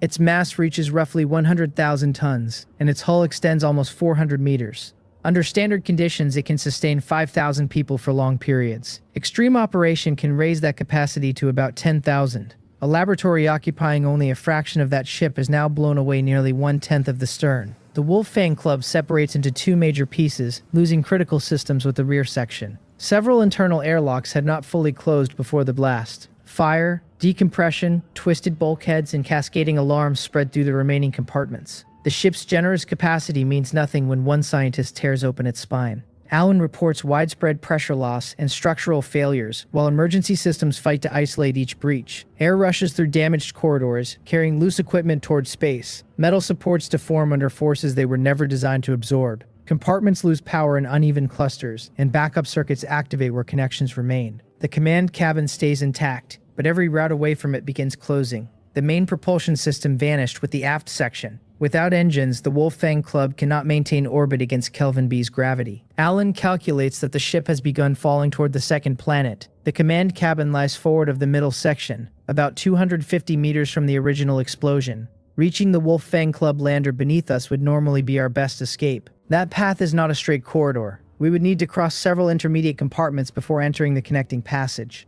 Alan checks pressure, heat, deformation, and fire across every possible route. None remains safe long enough for a human evacuation. The lower craft may survive atmospheric entry, but we cannot reach it. A perfectly functional lifeboat might as well be on another planet. Alan activates the Artificial Intelligence Emergency Protocol without waiting for my authorization. It closes and locks every major passage airlock to slow decompression and contain the damaged compartments. The action preserves the core, but it traps all of us inside the command cabin. 5 external passages once connected this room to the rest of the ship. Each one now ends at a sealed barrier. The logistics dining hall route faces directly toward the blast, and was the same passage our teammates used to reach us. Alan locks its final airlocks just before the pressure wave arrives. The impact beats against the sealed doors while the ship's frame twists around us. Nobody needs Jong Ho's scientific interpretation of that sound. The hull itself is failing under stresses larger than the original explosion. With the propulsion system gone, Kelvin B's gravity takes complete control. The Wolf Fang Club tumbles without guidance, rotating the command cabin through every orientation. It feels as though an enormous child has grabbed the ship, shaken it, and thrown it toward the planet. Debris trails from the missing stern and spreads through low orbit. From a distance, the fragments form a thin metallic ring behind our falling hull. The main body crosses from outer space into Kelvin B's atmosphere. A Level 2 heavy vessel like the Wolf Fang Club was built and assembled for permanent operation in space. Its designers never intended the entire structure to enter a planet's gravity well. Operational rules require such ships to remain beyond a defined safe orbital warning line. Crossing that boundary allows gravity to deform the framework beyond recovery. We are already inside the forbidden region and falling faster. Atmospheric drag catches the tumbling hull unevenly, adding new torque to structural damage from the blast. External plates designed for vacuum begin carrying loads from gravity and thickening air. The Wolf Fang Club has no working engines to correct its angle or slow the descent. Every second brings the surface closer and makes controlled recovery less possible. Friction heats the incredibly strong outer metal until it glows and softens. The damaged ship breaks apart as vibration and thermal stress exploit every open seam. Most compartments lack the protection needed for planetary entry. Their armor was meant to face radiation, debris, and vacuum, not sustained atmospheric fire. Sections peel from the main body and scatter along separate burning paths. The core command section survives longer because it sits deep within the hull. After humanity studied NOS materials, engineers wrapped that critical area in newly produced NOS space alloy. The attached Wolf Fang Club lander also has enough atmospheric protection because it was designed for planetary descent. Everything around those two protected structures disintegrates. The wreck becomes a swarm of burning fragments instead of one ship. As the Wolf Fang Club continues burning through the atmosphere, more sections separate and spread across the sky like a dense meteor shower. Every region of Kelvin B beneath the trajectory can see the night brighten around the fallen vessel. Our arrival becomes the largest and brightest firework this planet has ever seen, assuming this planet has fireworks at all. The Cayman family was the oldest and most respected of the insect empire's great noble houses, with more than 1,000 years of recorded history. When royal and religious authorities separated 7 centuries earlier, the family stood firmly with the crown, and that loyalty continued through generations of tension between the church and the noble alliance. Professor Noah Gander had witnessed many of those hidden struggles during his 17 years as the family's private tutor. Until recently, both factions had shown enough restraint to preserve the appearance of peace. That balance was beginning to fail around Professor Gander's only disciple, and Cayman was Duke Cayman's finest 13th son, and the first heir to the family title. He had survived 3 assassination attempts in 1 year, and every trail led toward church forces. Professor Gander gathered his lesson materials and crossed the tentacles on his head behind his neck. One fold completed the respectful gesture he offered his student. Private tutors normally prepared noble heirs to preserve existing power. Professor Gander had instead taught Anne Kamen to question the world beneath that power. Natural philosophy challenged the church because observation could replace revelation. His lessons also made the young heir unusually sympathetic to scholars condemned as heretics, and that bond turned the professor's expulsion into a direct test of Anne Kamen's judgment. Anne Kamen rose from the desk, returned the gesture, and asked whether his teacher truly intended to retire. Professor Gander explained that he had served 2 Kamen generations and completed Anne Kamen's education. Professor Gander had fulfilled Duke Kamen's trust and believed age called him elsewhere, but Anne Kamen protested that his teacher remained in the prime of life. He bowed slightly, unwilling to accept the parting so easily. Professor Gander reminded him that a scholar had to test theory against reality. He had spent most of his life studying religion, natural philosophy, and the education of the Kamen heir. The years remaining to him would prove or disprove the ideas he had formed. Even an expulsion order from the church would not make him abandon thought, experiment, or demonstration, and he bowed once more and walked toward the study door. And Kamen called after him with an offer the professor could not mistake. Their world was not a place abandoned by God, he said, but one ordinary world among countless others. He thanked Professor Gander for years of teaching and promised all the support the Kamen family could provide, and Professor Gander stopped at the door without turning. The student had learned his science, but politics still held the sharper lesson. Professor Gander addressed him once by the childhood nickname Choo Choo and asked forgiveness for that final familiarity. As an elder rather than a tutor, he warned that conflict between crown and church would soon erupt, and Kamen had to protect himself and avoid challenging the church merely to save one old scholar. And Duke Kamen understood that restraint better than his heir did. Professor Gander also revealed that his book on the motion of celestial bodies waited in the 6th position on the 3rd shelf, and Kamen was interested in such knowledge. But Professor Gander warned him never to discuss the book with church members. Fanatics would not answer a theory with reasoned debate. The old scholar resumed his measured steps and left the study, and Anne Kamen bowed to the retreating figure even though his teacher could no longer see him. The gesture came from sincere respect for a scholar brave enough to pursue truth into death. The church had nominally expelled Professor Gander from Burton and forbidden him from publishing further theories. Everyone understood that expulsion really meant a crusade by church knights against a heretic, and no condemned scholar in imperial history had escaped warriors carrying divine artifacts. Even the strongest noble house could not openly prevent the sentence. In this contest, church authority had forced the Kamen family to yield. Burton had belonged to the Kamen family for centuries. Houses, mud walls, and domed public buildings spread across the floodplain beside the empire's largest river, divided by a dense web of roads. Most homes included courtyards filled with carefully trimmed fungi and ferns, and affluent residents spent their free hours there, watching children and pets play. The city offered comfort as naturally as it offered commerce. Mountains rising nearly 7 miles north of Burton blocked cold air from that direction. Warm, humid circulation from the south gave the city pleasant weather even when winter gripped other imperial regions. Trade therefore continued throughout the year, and desert merchants arrived with swarms of pack insects, while ocean brokers crowded the docks after profitable or disastrous voyages. Vendors filled the streets, and bards performed regional songs in almost every inn. Burton rivaled the imperial capital in scale and commerce, and as the center of the Kamen autonomous territory, it reflected the confidence and openness of its ruling family. One procession on the main road showed both the power and limits of that reputation. A trader hurried his lively sheep insects aside as a noble cavalry column approached. Several animals escaped his control and darted directly into the solemn formation.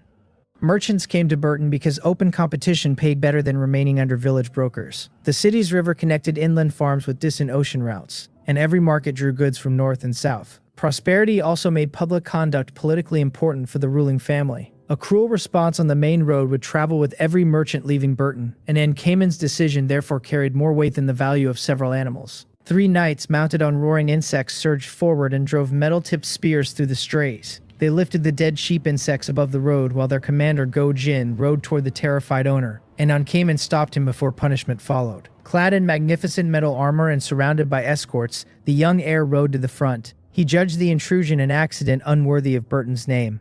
And Kamen told Go Jin to let the matter end there, then assured the trader that the active sheep insect showed excellent care. Someone from the manor would provide fair compensation once the surviving animals were delivered there, and Burton welcomed merchants willing to travel so far. The cavalry returned to formation and continued out of the city. The trader remained collapsed beside the road, too stunned to move. A passerby guessed that the man was new to Burton and helped him stand. The trader admitted that high local prices had drawn him away from a village where brokers exploited him. His helper explained that fortune had placed him before Anne Kamen himself. The The man needed only to take his herd to the city lord's manor and collect the promised payment, and Burton was a city where unexpected chances became possible. The trader stared after the departing procession, uncertain whether to marvel at his luck or the heir's patience, and the surrounding crowd dispersed when the excitement ended.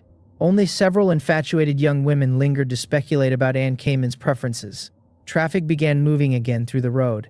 Burton swallowed the disturbance and returned to business. The holy religion of divine slumber was the insect empire's only organized faith, so any mention of the church meant that institution. Its doctrine taught that insectoid laziness and greed had disappointed the true God who created life, and God had withdrawn favor and fallen asleep. Diligence, kindness, and courage could awaken the deity and restore that favor. The belief reached every province through a uniform religious network. Orphanages and homes for abandoned elders gave that network a practical presence in every large city, and those institutions sheltered people whom families and local communities could not support. They also raised children entirely within church doctrine and service. Leanna had never known another home, authority, or explanation of the universe. Her loyalty was gratitude woven through every year she could remember. St. Burton Grand Cathedral stood southeast of the city beside the river. Only the city lord's mansion rose higher, and civilian buildings favored earthen walls, domed roofs, and private courtyards, while noble homes used fortified brick and stone. Every church building instead followed one design of vast halls, tall stone columns, and flat brick roofs, and wealth changed only the scale because layout and appearance remained identical throughout the empire. Liana had entered that system as a child after an accident killed both parents, and the church orphanage raised her, and she became an evangelist maiden upon reaching adulthood. Such missionaries were mostly young women under the authority of local bishops. They traveled between cathedrals and settlements too small for permanent churches.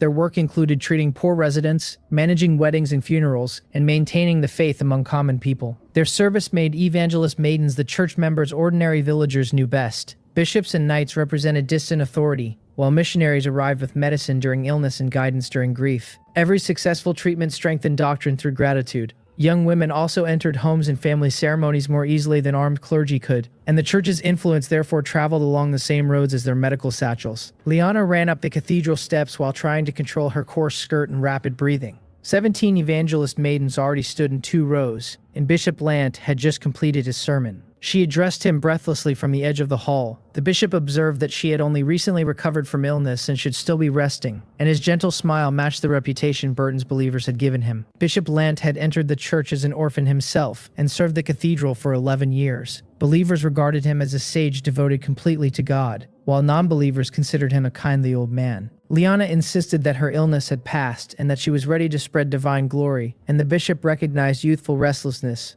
rather than disobedience. Travel would broaden her experience, and confinement inside the cathedral would only make her miserable. He allowed Liana to join, but warned her not to exhaust a body entrusted to her by God. She accepted happily and hurried to the last place in the formation. Bishop Lant moved down both rows, giving each missionary the customary blessing, and Liana drew her neck in and showed playful embarrassment when her turn arrived. The bishop smiled, blessed her as well, and watched the group depart until it disappeared from view. The warmth vanished when Bishop Lant entered his private study, and he normally recorded each day's business there for quarterly reports to the Holy Temple of Divine Slumber. 2 armed men waited instead. Hight Saint and Abel Hall commanded the cathedral's knights, and both offered the folded tentacle salute when their bishop arrived. They explained their service as obedience to God's favor. Bishop Lant apologized for the delay, then revealed that the condemned scholar had left Burton that morning, and Anne Cayman had supposedly chosen the same day for a hunting expedition. The bishop rejected coincidence and accused the noble houses of growing restless. They were uniting around scholars whose theories tried to steal divine authority. To him, financing forbidden research was another attack on the church. Hight Saint warned that Anne Cayman's escort would be difficult to overcome, and his missing right tentacle marked the battle where he had defended villagers against a Mandus worm. Courage and combat skill had elevated him to command despite the disability. Even so, Burton's church contingent could not guarantee a clean strike against Cayman knights. The professor might escape while both forces fought.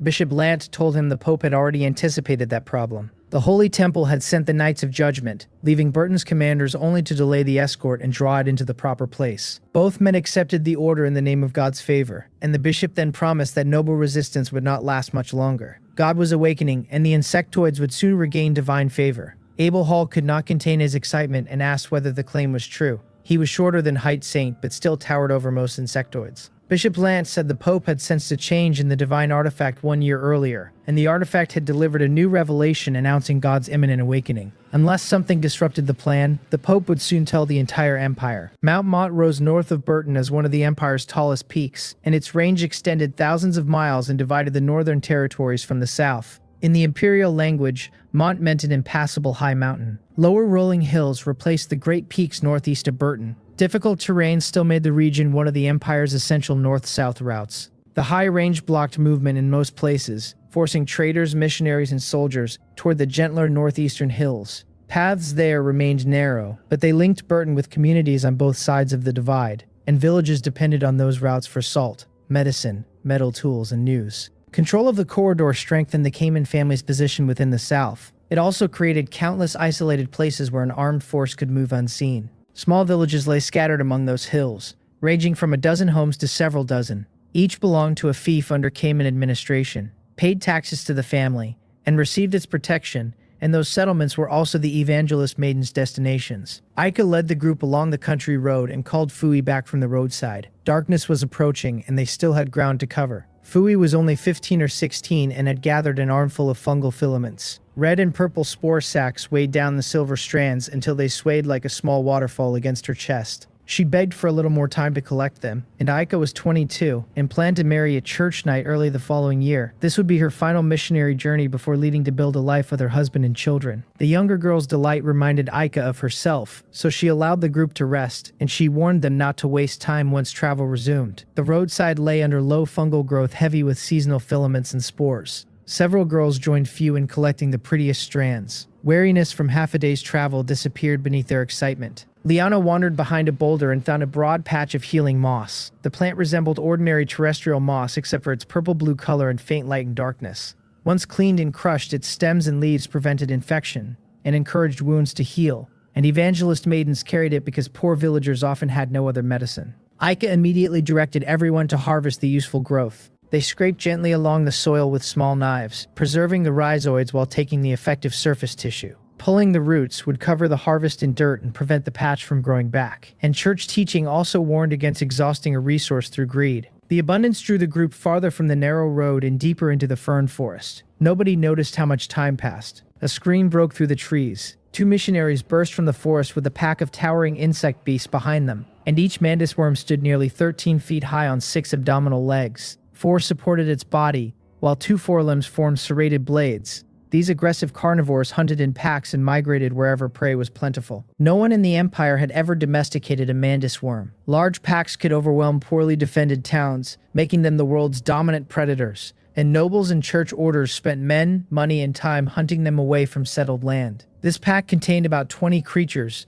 already more than the entire evangelist group. Against unarmed young missionaries, even that number was enough for slaughter. Mantis worms held no permanent territory and remained wherever prey was abundant, and when one hunting ground emptied, a pack migrated and attacked every animal along its route. The behavior made warnings difficult because villages could be safe for years before a swarm appeared. Farmers could not build defenses strong enough to survive a large pack without noble or church soldiers. Every rural child, therefore, learned that fleeing early mattered more than saving property. Liana ran while stones tore her skirt, and the breathing pores along her abdomen fought for air. Several sisters died before they could even cry out, ripped apart by the advancing pack. Mantis worms never abandoned prey while hunger remained, and the women could not feed them all, and stopping meant becoming the next body beneath their blades. Panic erased every thought except the need to keep moving. The pack paused only long enough to feed on each fallen missionary, before following the scent of those still running.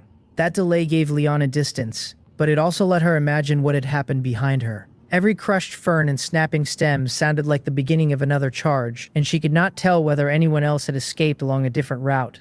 Looking back would cost speed, and speed was the only protection she had. She fled without direction through tall ferns that blocked the light. Moss, fungi, and countless insect beasts thrived beneath that canopy, while only herb gatherers and hunters normally entered it. An evening darkened the path Liana could barely see. Her recovering body weakened after hours of flight. One foot caught, and she fell hard among the roots. Liana had run from daylight into evening, and could no longer force her legs beneath her. Vegetation broke somewhere behind her, carrying the warning that the mantis worms still followed, and she closed her eyes and expected to die alone in the forest. A distant voice reached her through the exhaustion. When she opened her eyes, fire flickered between the trunks ahead. Fire meant people, and people meant one final chance. Liana forced herself upright and stumbled toward the light. More than 100 knights camped around a young armored noble and an elderly scholar, and some cut wood, some tended crowded roaring insects, and others guarded the perimeter. The sentries saw her immediately and closed ranks around the two protected figures. Gojin drew his metal spear and approached the unknown girl.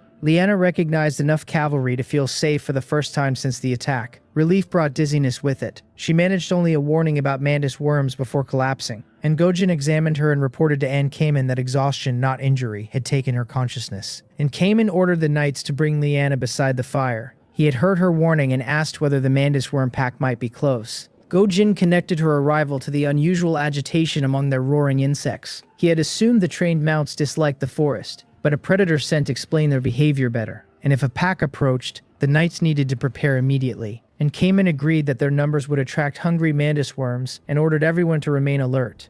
Gojin mounted his soldiers and arranged 3 small squads around the heir, Professor Gander, and the unconscious missionary, and the roaring insects settled under familiar hands, disciplined enough to hold before natural predators. Vegetation soon began collapsing in the dark. Fewer than 30 mantis worms emerged and stopped beyond the firelight. The creatures scraped their bladed forelimbs together while searching for an opening, and Kamen raised his spear and declared that mantis worm packs had no place inside Kamen territory, and Gojin led the charge before the last word had faded. More than 100 armored knights followed him against the smaller swarm. Their metal plates resisted the first slashes, while sharpened spears could pierce the predator's hard shells. Mounted speed gave the first line enough force to knock several mantis worms sideways. Knights behind them drove spears into exposed joints and the softer tissue beneath raised forelimbs. The predators answered by hooking riders from saddles and cutting at the legs of their roaring insects. Armor prevented immediate dismemberment, but repeated blows still crushed the bodies inside, and victory remained certain only because the knights maintained formation and greatly outnumbered the pack.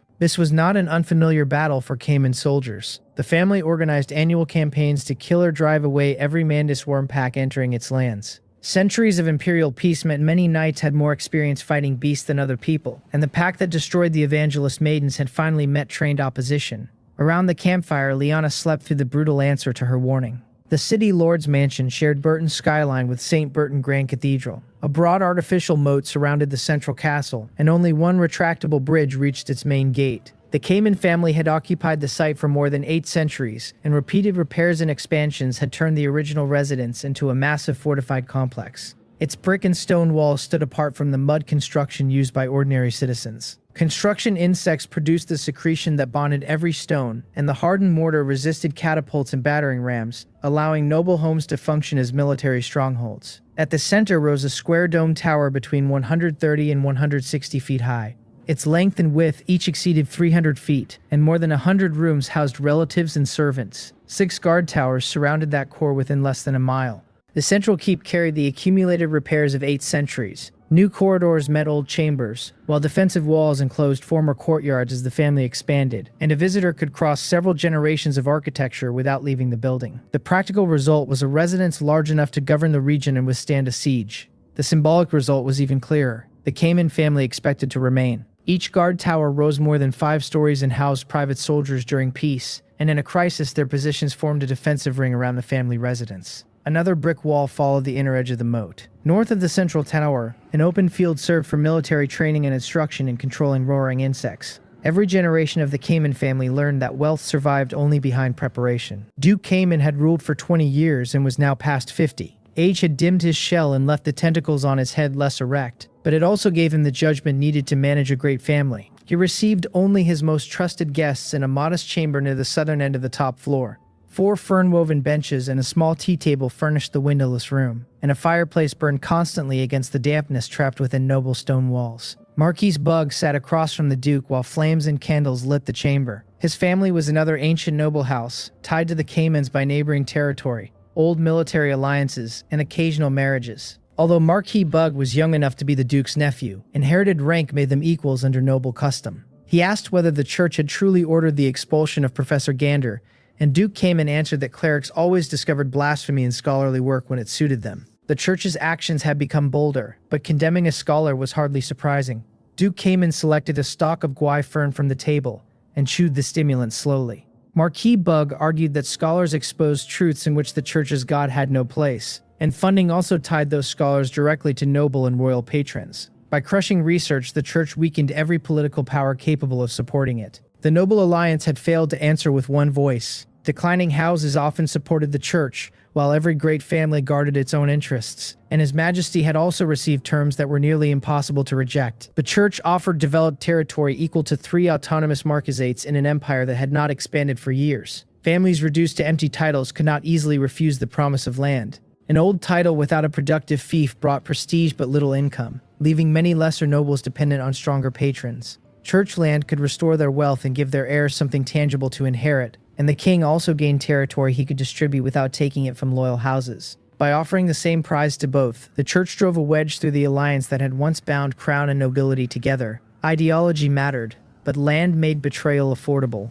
Duke Cayman saw why the king and lesser nobles were leaning toward the church, and no great house inside the noble alliance had offered a comparable price for unity. Marquis Bug agreed that private arrangements between crown and church had become common knowledge. This year, however, assassination attempts had targeted heirs from several leading families, including his own. The pattern made the church's wider plan impossible to dismiss. Removing heirs would weaken several houses without requiring open war. Succession disputes could divide relatives, delay coordinated decisions, and make nervous families bargain separately. And failed attacks still served the church by forcing nobles to spend soldiers on protection. Marquis Bug had watched the same pressure build around his own household, and Cayman was only the most visible target in a broader campaign. To Duke Cayman, the purpose was obvious. Church zealots wanted an earthly kingdom where every citizen obeyed their faith, while secular nobles controlled the land, wealth, and soldiers blocking that goal. Scholars were branded thieves of divine authority because they offered another source of truth. The Duke considered the accusations self-defeating. Any authority mortals could steal had never been divine in the first place. He also believed the king no longer stood with the nobles against the church. Remaining outside their conflict allowed the crown to benefit regardless of which side lost ground. Marquis Bug mentioned rumors of a new oracle announcing the awakening of the sleeping god, and Duke Cayman asked when his ally had begun trusting church nonsense. Marquis Bug still trusted scholarship, but legends of God appeared in both official histories and the private records of ancient houses. Those inherited stories were one reason even skeptical nobles hesitated to confront the church openly. Duke Cayman demanded a real miracle before accepting them. History was helpless before victors, who could dress it in any costume they pleased, and descendants might someday portray the Duke and Marquis as towering knights who commanded storms. The same embellishment could explain ancestral tales about nobles wielding divine artifacts. Duke Cayman had watched his grandfather, father, and living relatives preserve the family through their own work, and daily worship had not built their lands or trained their soldiers. Silence followed that declaration while the last pieces of firewood broke in the hearth. If anyone outside heard the conversation, Southern nobles would face an uproar. Burton's most powerful men were speaking against both church and king. The Duke eventually returned to the immediate danger. The Noble Alliance existed to defend noble rights, and an irreconcilable struggle with the church now made unity essential. Marquis Bug promised that his house would stand with the Caymans as it always had. The Holy See and its local branches were already moving, while the elite Knights of Judgment had vanished from their known stations. Nobody could tell where that force would strike. Duke Cayman asked Marquis Bug to carry the Southern Agreement to the Northern Lords, and he would meet the Southern houses again the next day. Every grievance had to be set aside at the coming Alliance Council, where the Church and Crown would trap the nobility separately. Marquis Bug accepted, drained his wine, and bowed before leaving. Their old alliance now carried the weight of an empire-wide conflict. Alone beside the fire, Duke Cayman considered Church, Crown, and Noble Alliance. An unprecedented storm was forming, but he could not see the path that would preserve his family as the heat slowly died. At some point, thought gave way to sleep.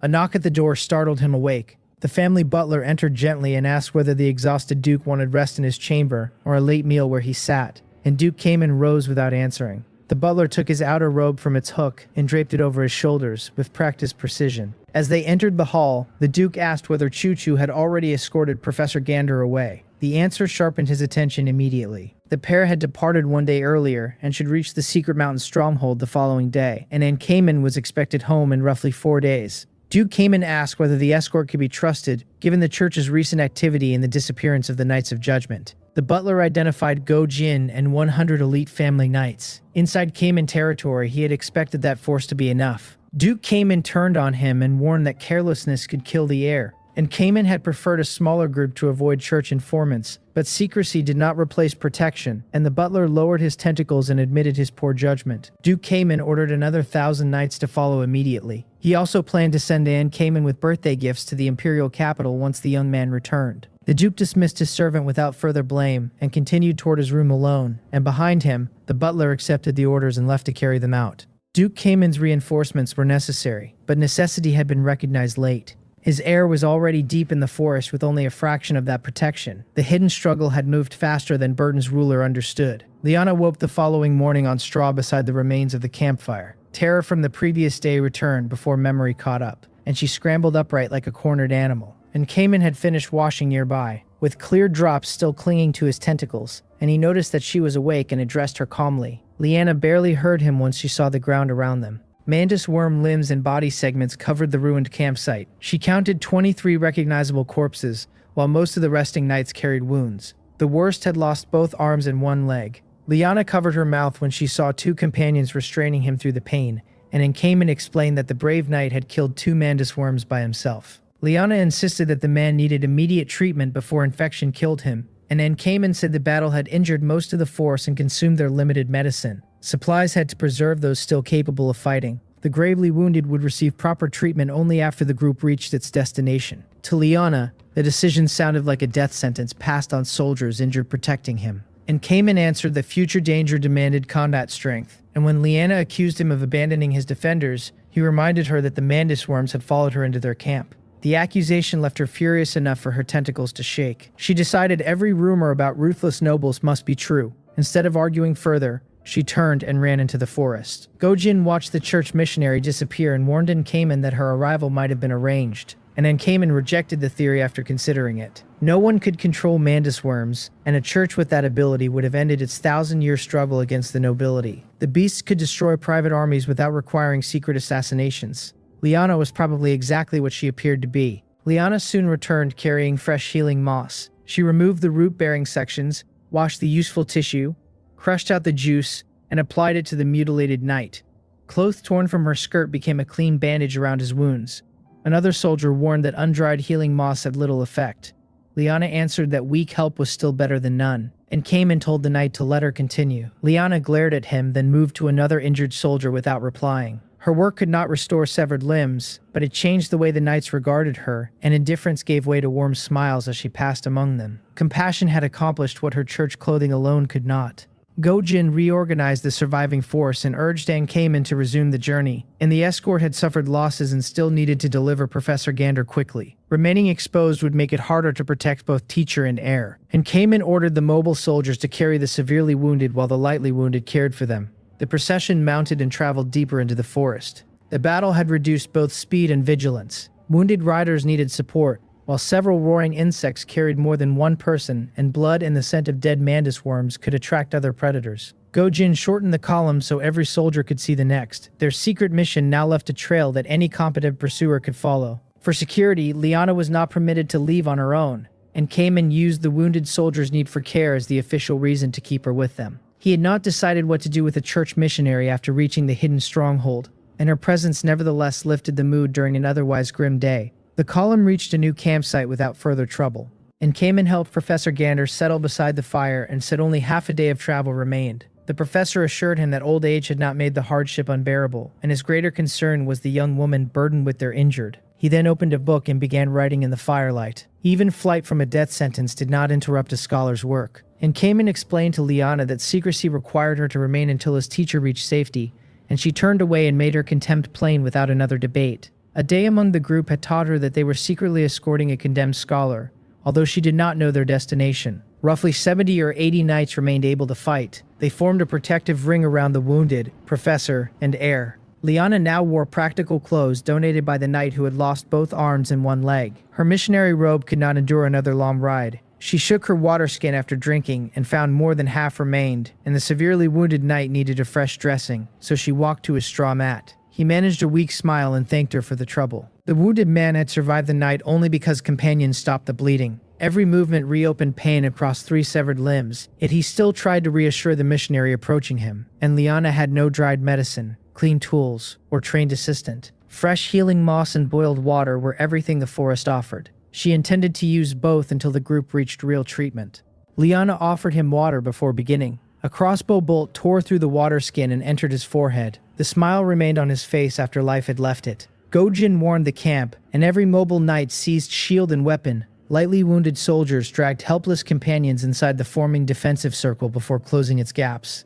Water streamed from the punctured skin and struck the ground beside the dead knight. Liana remained frozen until a soldier missing an arm and a leg forced her head down, and her face lost its color and her weakened legs folded beneath her. Hundreds of tall figures emerged from the darkness around the camp. Blackened armor and covered faces concealed every identity. Gojin stepped forward and demanded their purpose inside Cayman territory, and invoking the family name was his only chance to intimidate an enemy several times larger. The black-armored leader examined the group until his attention settled on Professor Gander and Cayman. He expressed satisfaction at finding the heir as an unexpected prize. Then he ordered his warriors to kill everyone. No insignia appeared on the dark armor, and cloth concealed every recognizable face, and the attackers had prepared to leave neither identity nor witness behind. Their crossbow opening showed that they had observed the camp long enough to choose the first target and moment. Killing one helpless knight also froze the missionary and disrupted the inner ring. This was an organized execution, not a chance encounter with bandits. The black-armored attackers crashed into the defensive ring. Gojin intercepted a blade aimed at Professor Gander, dragged the old scholar behind him, and called for Cayman to break out. A sharp signal gathered nearby knights into a squad of fewer than 10, and Cayman drew his sword and joined them. And Cayman heirs trained from childhood in combat as seriously as they trained in etiquette and rule. His skill was excellent despite limited experience, yet numbers made the outcome obvious, and the attackers fought like elite soldiers and outnumbered the defenders many times over. Even if every Cayman knight defeated several enemies, exhaustion would eventually finish them. Escape offered the only narrow chance, and Cayman parried a spear, forced its owner back, and ordered the squad to break through. Signals spread across the camp, calling the roaring insects from the edge of the fighting, and the attackers recognized the plan and sent men to kill the mounts. Cayman knights intercepted them, opening a separate struggle around the agitated animals. Several roaring insects lost legs or suffered deep abdominal wounds. Enough survived to reach their masters. Gojin pushed Cayman onto one mount, cut the arm from an approaching attacker, and lifted Professor Gander onto another. A knight held off 3 enemies long enough for the commander to climb behind the scholar, and Cayman lowered himself over his mount and drove his spear at anyone approaching. Speed turned each strike into a force no foot soldier could resist. The surviving riders punched through the encirclement, and Cayman saw Liana still collapse amid the melee, unnoticed because nobody considered the frail missionary important. He drove his roaring insect to full speed and raced back toward her. The girl had spent her whole life inside the church's sheltered world, and Mandus worms, mass death, and an ambush by hundreds of soldiers had emptied her mind. She had traveled no farther than a few miles beyond Burton before this mission, and village sermons and simple medical work were the greatest challenges Liana expected from the journey. Instead, one day had destroyed almost every companion she knew, and the next had placed her inside a battle between powers she did not understand. The bolt through the water skin became the moment her thoughts stopped. She remained upright only because shock had not yet allowed her body to fall, and Cayman called for Liana to reach toward him. She stared until his second command broke through the shock. Her hand rose almost mechanically, and he caught it, pulled her from the ground, and settled her against him on the moving roaring insect. Behind them, the black-armored leader killed a knight and cut away the dead man's hand when it remained locked around his leg. The leader ordered mounts brought forward and began pursuit. Crossbow volleys struck the escaping squad, sending another protector from his roaring insect, and more than 10 riders dwindled until only Cayman, Liana, Gojin, and Professor Gander remained. Gojin held the scholar behind him with one arm while steering with the other. The enemy continued closing, and Cayman ordered the 2 mounts to separate. Gojin knew dividing the pursuers improved their chances, but his sworn task was protecting the heir, and Cayman removed the choice by issuing a formal command. Gojin had to deliver Professor Gander safely to the hidden stronghold. He accepted, warned the heir to survive, and turned down another path. The pursuers hesitated before dividing into 2 groups as Cayman expected. Liana murmured a broken question about why God allowed any of this, but arrows prevented him from answering, and one bolt pierced Cayman's armor and shoulder. Strength left his grip, and he fell from the racing mount with Liana. Their uncontrolled roaring insect continued briefly before stopping nearby. Liana ignored her own pain and crawled to Cayman. She gathered the wounded heir into her arms as mounted pursuers approached, and their leader drew a spear and studied the fallen pair in silence. Then he raised the weapon and began his charge, and Cayman finally understood that the attackers belonged to the church. No bandit force of this scale operated near Cayman land, and no neighboring noble possessed hundreds of comparable warriors. The church had tracked the party from Burton and waited for the escort to lower its guard. Professor Gander had been the target, but discovering Anne Kamen had enlarged the mission, and the heir cursed his own carelessness and clenched his fists. Liana held him while watching the spear come closer, and Kamen reconstructed the trap too late to use the knowledge. Informants had probably reported their departure before the column cleared the city, and the attackers remained distant through the first day and let the Mandusworm battle reduce Kamen's strength. They struck the next night when exhaustion and injuries weakened every guard. Even the forest route chosen for secrecy had helped conceal the ambush. Her faith remained the only defense she understood. Liana closed her eyes and begged God to save them. And Kamen forced one hand onto her shoulder and tried to lift himself, in shame at taking shelter behind a woman mixed with regret over his failed precautions. The pursuer needed only another few yards to drive the spear through them. Morning light flashed across its metal point. A strange mechanical noise came from the forest behind the fallen pair. The charging leader pulled hard on his reins, and the roaring insect skidded several paces before stopping. Every face turned toward the breaking vegetation. A figure as tall as a two-story house emerged between the trees, and its rectangular metal body carried 2 arms and 2 legs, but no visible head. A transparent hexagonal plate filled the center of its upper body, and one arm carried an unfamiliar emblem that resembled no family crest and Kamen knew. The giant stepped over him and Liana, walked another 30 feet, and stopped before the pursuers. Silence settled across the clearing. Even the metal stranger remained motionless while wind stirred the leaves. The black-armored leader studied it before glancing at Anne Kamen behind it. Killing the heir still mattered more than understanding an unknown creature. He raised his spear again. The metal giant copied the movement by lifting its right arm, and to the leader, that imitation confirmed both hostility and a connection to his target. He ordered a charge, and every remaining pursuer drove forward. These were disciplined warriors who considered themselves the church's hidden guardians, and they had defeated larger forces and would not retreat from one unfamiliar opponent. Spears and axes struck the giant from every direction. Metal weapons rebounded without marking its armor. The giant seemed too startled to respond. It stood with one arm half raised while cavalry circled for repeated attacks. The leader ordered his soldiers to target the gaps between plates, and standard armor always sacrificed protection at the joints, and skilled swordsmen trained to exploit those openings. The pursuers exchanged heavy weapons for thrusting blades and charged again. Swords reached the giant's knees, hips, shoulders, and elbows. Another metallic layer protected every joint. The creature finally moved, turning from side to side as though observing the tiny attackers around it, and none of the blades entered its body. The commander changed tactics again and ordered the use of fire. Ceramic jars wrapped in heavy cloth shattered against the armor and spread oil across it. A burning bolt ignited the coating. Church cavalry used this method against heavy infantry, whose reinforced joints resisted ordinary weapons, and a soldier trapped in thick armor could be cooked where he stood. The pursuers withdrew and watched flames cover the giant. White vapor erupted from every joint before the fire had time to spread. The flames vanished at once, leaving the giant waving its arms through the drifting cloud, and its effortless response unsettled the commander, but observation gave him another theory. He pointed to the clear hexagon in its chest and called it the creature's eye. Every attack would now focus there. The giant remained apparently slow and unintelligent while the cavalry tested it, and one pursuer leaped from his roaring insect, caught a projection on the armor, and climbed toward the hexagonal plate. He braced himself and raised a sword in service to the church. The giant's palm struck before the blade descended. The man's body collapsed beneath the blow against the supposed eye.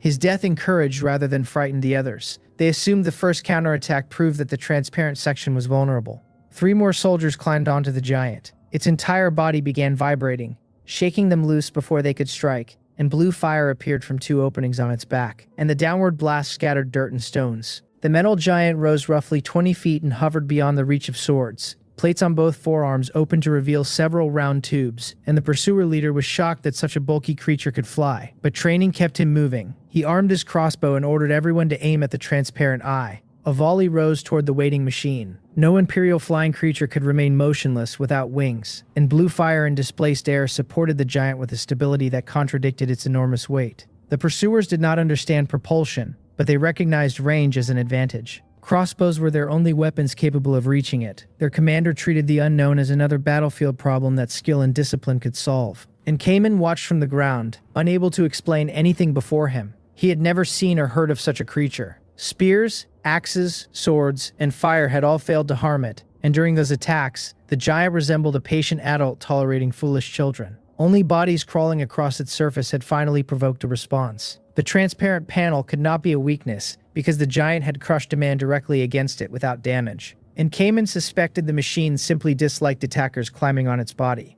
The feeling might resemble an insectoid brushing away small pests, and as crossbows lifted beneath the hovering giant, he became certain the pursuers were about to suffer. Their persistence had finally exhausted its patience. Liana saw something entirely different. Sunrise outlined a metal figure while blue flames held it above the trees. She had fled Mantis worms, survived the slaughter of her sisters, and reached safety only to face another massacre. The pursuer's spear had been seconds from killing her when her prayer received an answer, and a radiant being now stood between her and death. The giant did not resemble the gentle angels described in church art, and its impossible strength and descent at the instant of prayer mattered more than appearance. Liana believed God had sent a servant to save them. She watched it hover in the growing light with reverence replacing fear. Every unfamiliar mechanical sound became the voice of an angel beyond mortal understanding.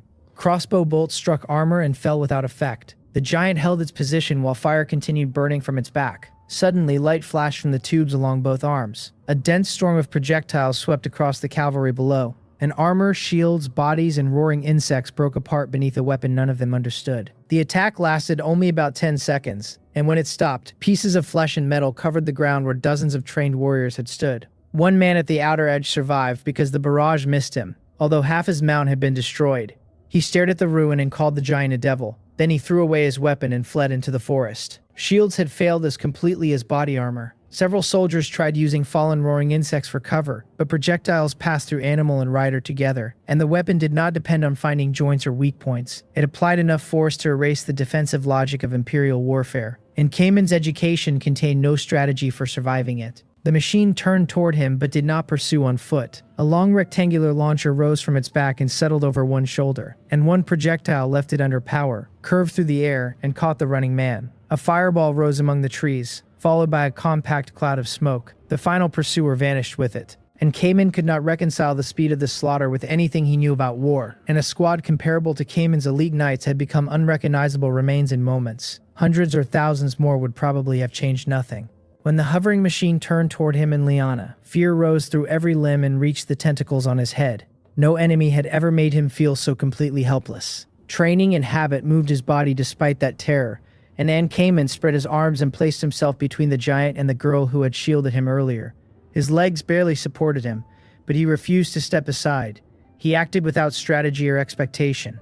Much later, he would understand that this instinctive protection saved both their lives. The machine descended, extinguished the flames on its back, and studied them after landing. It did not attack. Instead, it raised one arm and beckoned, and Cayman wondered whether obedience might bring another trap, then remembered what happened to the only man who ran. If the giant wanted them dead, deception would be unnecessary. He used a broken spear shaft as a crutch and pulled Liana to her feet. Only then did the machine appear to notice their injuries. It strode forward before they could limp closer, lifted both gently in one hand, and turned into the forest, and the clumsiness it had shown under attack disappeared. Trees passed rapidly as the giant ran faster than a roaring insect without jarring its passengers. Liana finally asked whether their rescuer was an angel, and Cayman wanted to dismiss the idea because angels were not supposed to reduce soldiers to scattered flesh. Yet both of them should have died, and this creature had appeared at the instant of her prayer. It had granted salvation with power beyond anything imperial people possessed. He answered only that he believed in neither God nor angels. Liana asked why the creature came when she prayed, and why it could defeat an entire force alone. Duke Cayman and Professor Gander had once given Cayman a confident answer. God had never appeared before him, and he had witnessed no miracle. That argument no longer came easily while a metal giant carried him through the forest. He admitted that he did not know. Liana decided the being had to be an angel sent by God. Worship entered her gaze as she watched its metal body move, and the trees soon thinned and daylight opened above a circular lake near the hills northeast of Burton. And Cayman recognized the site from Cayman military maps. His family had surveyed it about 60 years earlier and designated it as a secluded emergency refuge. The map had shown no buildings. A square metal structure now towered beside the mountain, higher than anything Cayman had seen. The surrounding ground had been leveled into one smooth surface without visible paving stones, and four-wheeled machines the size of small roaring insects crossed it in every direction. Other machines flew overhead while light and industrial noise poured from the open structure. The isolated lake should have been silent. Instead, the site rivaled the Cayman Forge at its busiest. Liana wondered whether they had reached the divine kingdom where angels lived, and Cayman watched a flat flying machine pass steadily in front of him, and again, the only honest answer he could give was that he did not know. The family survey had chosen this lake because almost nobody visited it. Its circular shape made the location easy to identify on maps, while surrounding forests concealed movement from the hills. And that same isolation now protected the stranger's industrial camp. And Cayman saw no local workers, draft insects, smokestacks, or supply caravans. Machines performed every visible task without the support an imperial workshop required. The square structure resembled an enormous box with the wall facing them removed, and inside a twisted metal frame larger than a castle rested among wheeled and flying machines. Another object, almost half a castle in size, hung over it from a crane-like device. Intense light marked the place where both structures met, and Cayman guessed that the vast frame was being repaired or forged. The suspended component aligned gradually with the damaged frame, while smaller machines moved around the connection, and nothing resembled hammering, casting, or riveting as Cayman understood them. Brilliant joining light traveled along the seam and left solid metal behind. The scale suggested that the wreckage had once been part of something able to travel. He could not imagine what purpose required a vehicle larger than a fortress. The mountain behind the building was even more disturbing. Half its face had been hollowed away around a deep black opening, and more than 100 pipes ran from the metal building into that artificial cavern. Strange machinery sounded within the depths. Imperial mines required enormous labor, yet this unknown force had opened a mountain while hiding from the entire region. The giant set Cayman and Liana gently on the smooth ground, and careful movement confirmed that it understood their injuries and meant no immediate harm. And Cayman tested the surface with one foot and found a seamless slab made from stone he could not identify. He wondered how anyone had cut and transported something so large. Nothing in Cayman engineering offered an answer. A seam opened from the giant's waist toward both shoulders. The front separated like a huge mouth and revealed a smaller figure inside. This creature also had 2 arms and 2 legs, but a round head rose above its body, and it jumped down and faced the injured insectoids. The supposed angel had been a vehicle, and someone had been controlling it all along. And Cayman studied the strange being as it tried to communicate, and he answered its gestures in the Imperial Common Tongue, 3 regional dialects, and the ancient Imperial language. None produced recognition. The being made unfamiliar sounds and moved its hands with increasing frustration. And Cayman copied several gestures, but neither side understood the other. The creature finally leaned its head back and covered part of its face with 5 short digits. It called toward the metal building, and several similar beings came outside. One was smaller than the others and had long, silky growth tied into 2 bundles behind its head. She tossed an oval device toward the first creature and gave rapid instructions, and he adjusted the object, spoke into it, and offered it to Cayman. The device produced broken fragments of Imperial speech, mixed with electronic noise, and Cayman recognized a greeting and asked whether he had heard correctly. More unknown sounds followed, prompting visible satisfaction among the creatures. The first being tried another sentence through the device. Its scattered words conveyed that the group meant no harm. And Cayman repeated that interpretation as a question, and the being confirmed it. Liana immediately asked whether these strangers were angels,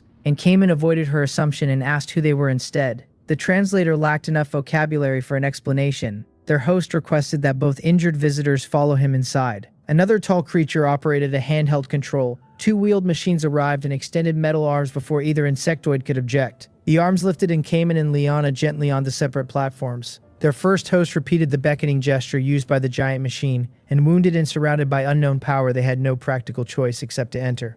I dropped onto a sofa inside our temporary base once the translation breakthrough ended, and at last I could exchange basic ideas with the 2 living insectoids we had rescued. If my team had finished that device before I went outside, the earlier confrontation might never have happened. A person-sized insect pressing against my cockpit and probing it with a spear had been more alarming than I planned to admit. I nearly damaged the heavy power armor while retreating from weapons that could not scratch it. So folded her arms and reminded me that the translator had been rushed into production only after I reported 2 peaceful living specimens. Our database came from distant observation and direct contact gathered since the crash. It held only elementary vocabulary and grammar. Anything beyond the simplest phrases became unreliable. I accepted the limitation, although better timing would have preserved some dignity. Evans argued that the planet's civilization resembled Earth's Middle Ages. Hiding in a remote mountain while repairing the Wolffang Club seemed unnecessary to him. He wanted to locate major mineral deposits, extract what we needed, and finish the ship, and giant insects resembling creatures from Earth's Permian period had already exhausted his patience. He also wanted to know why Cayman and Liana occupied treatment pods assigned to him and Go Chu. I reminded Evans that peaceful contacts were difficult to find. Letting our only cooperative language sources die from their injuries would force him to capture replacements, and the translator needed both patience to contribute vocabulary and grammatical patterns. His mining plan also ignored the planet's gravity. With most industrial modules destroyed, our surviving equipment could not support careless expansion. The previous group had attacked before any shared language existed, and their bodies supplied biological data but could never explain grammar, custom, political authority, or intent. And Cayman and Liana offered all of that if we kept them alive and willing to cooperate. Treatment pods were scarce, but losing first contact through stinginess would be absurd. Evans's comfort ranked below the mission for once. Only 3 general-purpose 3-dimensional printing systems remained operational. For the moment, those machines had to establish a survival base and repair lightly damaged sections of the Wolfang Club. Chemical rockets were the only launch vehicles we could manufacture locally. This high-gravity world made them brutally inefficient, and placing one 6-ton observation satellite in orbit would consume more than 40 times the fuel required on Earth. That single launch could demand tens of thousands of tons of propellant, and spending so many resources before securing shelter, industry, and mobility would be reckless. Without orbital observation, locating rich mining regions would remain slow. Repairing the less damaged Wolfang Club section came first because it could provide a secure habitat and move us across the planet. We had to rebuild the ladder before trying to climb off the world. Our current mountain base existed because general-purpose printers could turn nearby material into shelter, tools, and replacement parts. Those machines were versatile but painfully limited compared with the industrial modules lost during descent, and every large project competed for printing time, feedstock, and energy. A chemical launch system would consume all 3 while giving us one brief observation window. Restoring a reusable craft offered much greater value. Zhang Ho and Guan Soyol had also warned us against broad contact with native civilization, and their examinations of bodies from our first clash had revealed something serious. Evans became angry at the mention of Zhang Ho. His antimatter experiment had thrown us onto the planet in the first place. Without Alan activating part of the Wolfang Club's remaining propulsion during descent, our stupidity might have killed humanity's first alien expedition. Zhang Ho and Guan Soyol entered from the laboratory while Evans was still condemning him. Zhang Ho replied that the crash had led to an important discovery and carried a personal terminal in each hand, and I asked what they had found. He offered the explanation to Guan Soyol because genetic engineering was her field. She pressed her lips together, shook her head, and left the public speaking to him. Guan Soyol struggled with people when attention centered on her, although ordinary conversations with So rarely showed the same difficulty. Zhang Ho began with facts our surveys had already established. Insect Star possessed a carbon-based ecosystem in conditions resembling ancient Earth, and once harmful microorganisms and viruses were excluded, modern humans could survive outside without additional life support. Higher gravity burdened our bodies, but it did not make the environment uninhabitable. The closest terrestrial comparison was the late Paleozoic era, especially the Carboniferous or Permian periods. Every sampled organism also stored genetic instructions in deoxyribonucleic acid. Ordinary native species differed little from equivalent categories of terrestrial life at the molecular level. Zhang Ho called Insect Star the best available base site for the Gonrian fleet, and its environment offered far more than the barren systems along our route. The gravity problem could be solved once the fleet secured enough material. A space elevator reaching synchronous orbit above the equator would move people and cargo without chemical launch vehicles. Its construction still required detailed calculations concerning local gravity and material strength. Zhang Ho had already prepared those figures and intended to share them, and his enthusiasm made the proposal sound easier than hollowing out the mountain behind us. I asked why such an ideal refuge required avoiding its intelligent inhabitants, and rebuilding contact with the Gonrian fleet should have become more urgent, not less. Our own error had already made us the first reconnaissance team likely to need rescue from its mothership. Discovering a habitable planet and a native civilization essentially completed the assignment. Zhang Ho told me to wait until he reached the dangerous part. 3 genetic maps appeared above his terminal, representing modern humans, ordinary native organisms, and the native insectoids, and he removed the ordinary sample and enlarged the other 2. The insectoids shared a particular kind of similarity with us. Their natural genes were not inherently close to human genes. Instead, both genomes carried patterns left by deliberate intervention. Similar chemistry alone was not suspicious on a world whose ecosystem already resembled Earth's. Carbon-based cells and deoxyribonucleic acid could arise under comparable conditions without a common origin. The distribution of altered fragments was different. They appeared in functional arrangements that ordinary selection was unlikely to assemble, and Zhang Ho compared them to tool marks left by an engineer inside living code. Humanity had optimized its entire population repeatedly during the centuries after learning that the solar system would be destroyed, and modern people surpassed ancient humans in lifespan, physical ability, and environmental adaptation. Our genome retained identifiable segments produced by mutation and artificial modification. Insectoid genes contained many comparable markers. Their modified regions were even more numerous than ours. Natural mutation remained a possible explanation at first, so the science team continued gathering evidence, and they could now confirm that artificial work created those patterns. At least 16 gene fragments came from unrelated native species. 6 had no direct source and no sufficiently similar counterpart among every sample we collected. Someone had constructed the native intelligent species through genetic engineering. The borrowed fragments were not random contamination. They had been integrated where each could influence useful traits and remain stable across generations. An unknown segment suggested either missing donor species or synthetic sequences with no natural parent. Both possibilities required sophisticated control over heredity. The insectoids were not merely a species that had experienced enhancement.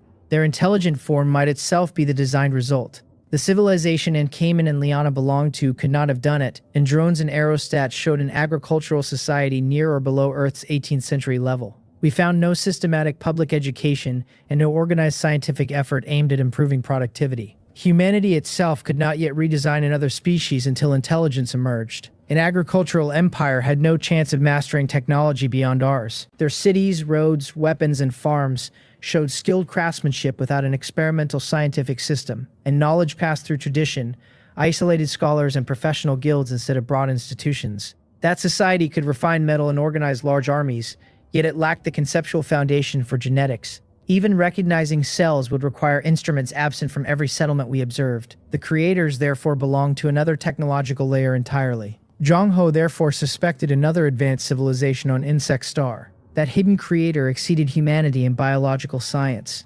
perhaps by an enormous margin, and its presence might be current, ancient, or indirect, but we had no evidence allowing us to choose. Large-scale contact with the insectoids could attract its attention before the Wolf Fang Club regained mobility. Once Zhang Ho framed the risk that way, nobody needed him to repeat the recommendation, and Cayman and Liana eventually joined me beside the low table in our base. I explained through the improved translator that our species called itself human and came from Earth in the distant Milky Way, and we had traveled from deep among the stars. Their habit of calling us the people of the starry sky was not entirely wrong, even if it sounded grander than the truth. I warmed my hands around a cup of coffee while speaking. 2 untouched cups waited for them. I offered the drink as one of humanity's most popular stimulants, and Cayman thanked me but politely explained that neither guest could accept its flavor. He looked at Liana, whose expression changed at the memory, and curiosity had persuaded her to taste coffee once, and she had nearly emptied her stomach afterward. We had assured both insectoids that coffee was not poisonous to them. Safety did nothing to improve its taste. I admitted that I did not enjoy it much either.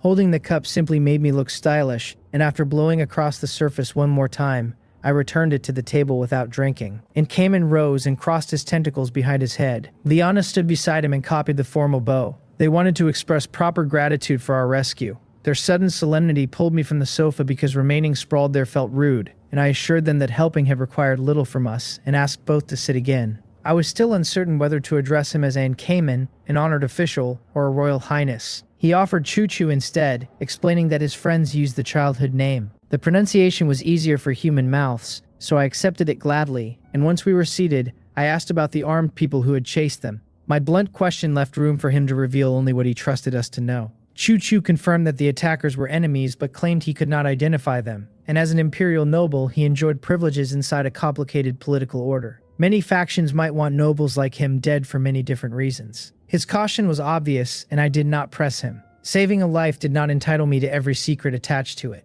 I privately wondered whether the pursuers belonged to the same force that had attacked our base a few days earlier. About 100 armed insectoids had approached without accepting communication and started a fight. None escaped the perimeter after our defenses answered. When a drone later detected Choo Choo's pursuers moving toward us, I assumed they were another part of that hostile group. That mistaken conclusion sent me charging into the forest in heavy power armor, and I had expected another attack on the base, not 2 wounded locals trapped before cavalry. The error still produced a useful result because it saved them.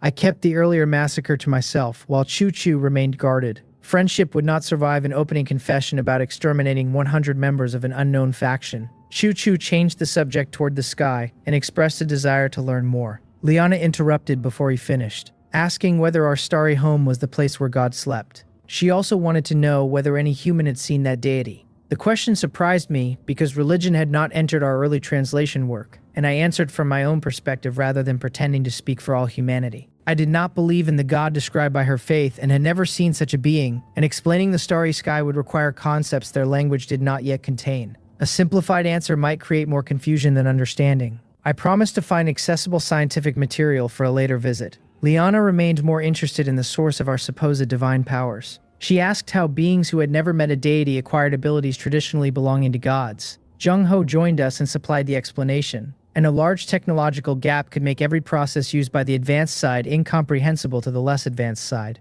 Without access to underlying principles, tools became black boxes and engineering appeared divine. Religious belief made that misunderstanding more difficult, not less. Jung-ho then announced that Go-chu had prepared a meal and suggested continuing in the dining area. I stood immediately, although memories of the cook's previous experiments made that invitation less comforting than it should have been. And Cayman and Liana followed because hospitality carried its own form of diplomacy, and food might also teach the translator more ordinary words. First contact had already moved from weapons to coffee and dinner. Our naming process had been considerably less dignified. Rock, paper, scissors, dice, and several equally scientific contests settled the official labels chosen by the Wolfang Club Reconnaissance Detachment. We called the planet Insect Star and its intelligent natives the insectoid race, and temporary Gonrian fleet regulations gave discoverers naming rights when a world possessed distinctive traits. Ordinary bodies without such traits received standardized numbers instead. We treated the privilege as comic relief because the alternative was dwelling on our wrecked ship, and the names would still enter fleet databases if we restored communication. Future maps, scientific papers, and mission plans might repeat a label selected by a dice roll. Humanity had always mixed solemn discovery with ridiculous personal choices. Being stranded on a historic world had not improved us. Chu-Chu and Liana remained with us for several days and helped refine the translator, and errors persisted, but the system became reliable enough for basic exchange. Its self-learning model improved accuracy as each conversation added vocabulary, syntax, and contextual examples. We repeatedly explained that our preferred name was human. The insectoids kept using people of the starry sky because it fit their language, and none of us cared enough to fight the title. The two visitors approached our equipment with equal amazement despite their different backgrounds, and Chu-Chu was a widely traveled grand noble, while Liana had barely ventured beyond Burton. Both lacked concepts for almost everything inside the base. Jung-ho had warned them that incomprehensible technology could resemble miracles. Daily life among us proved his point faster than any lecture. Chu-Chu tried to classify each machine by purpose and compare it with an imperial craft. Liana judged the same object through religious stories and the behavior of living creatures. Their conclusions differed, but both started from the limits of familiar experience. The translator could provide names without supplying centuries of supporting knowledge, and calling a drone an engineering machine did not explain how lifeless metals saw, decided, or flew. They learned that the machine I piloted was heavy power armor, not a giant metal animal. We compared it to an insectoid driving a cart, although neither visitor thought the comparison sensible. Six-wheeled autonomous engineering vehicles moved without drivers, avoided obstacles, and selected useful work, and engineering drones flew with the same independence and handled construction above the ground. To our guests, every routine machine seemed alive. The treatment pods became healing chambers in the translator's growing vocabulary. And Cayman and Liana had soaked in medical fluid until severe injuries disappeared within 2 days and left no scars. They also watched the universal three-dimensional printing module fabricate clothing within seconds, and the house-size system could produce almost any registered object once supplied with suitable raw material. Their new clothes appeared before their eyes from a machine no local craft tradition could explain. Our crash connected another mystery for them, and the burning debris from the Wolfang Club had created the celebrated meteor shower recently seen across the Empire. Both visitors had watched it cross the whole sky. The church had publicly interpreted the event as divine will. After learning that the spectacle was our ship breaking apart, Liana fell silent and began rebuilding her understanding of the world. The revelation touched more than one mistaken sermon. Liana had seen the heavy power armor answer her prayer, then entered a base filled with apparent miracles. Learning that another divine sign was wreckage gave those experiences a mechanical explanation, and her faith did not disappear in one conversation, but its certainty had been damaged. For the first time, church doctrine competed with evidence she had personally witnessed. Chu-Chu found a more encouraging revelation. Our scientific explanations showed that Professor Gander's on the motion of celestial bodies was partly correct. He did not understand which parts remained wrong, but agreement mattered more than qualification. Human technology had also begun with systematic study of nature, and countless researchers had extended that foundation over immense spans until it produced our present machines. The qualification still bothered him because Professor Gander had risked death for that work.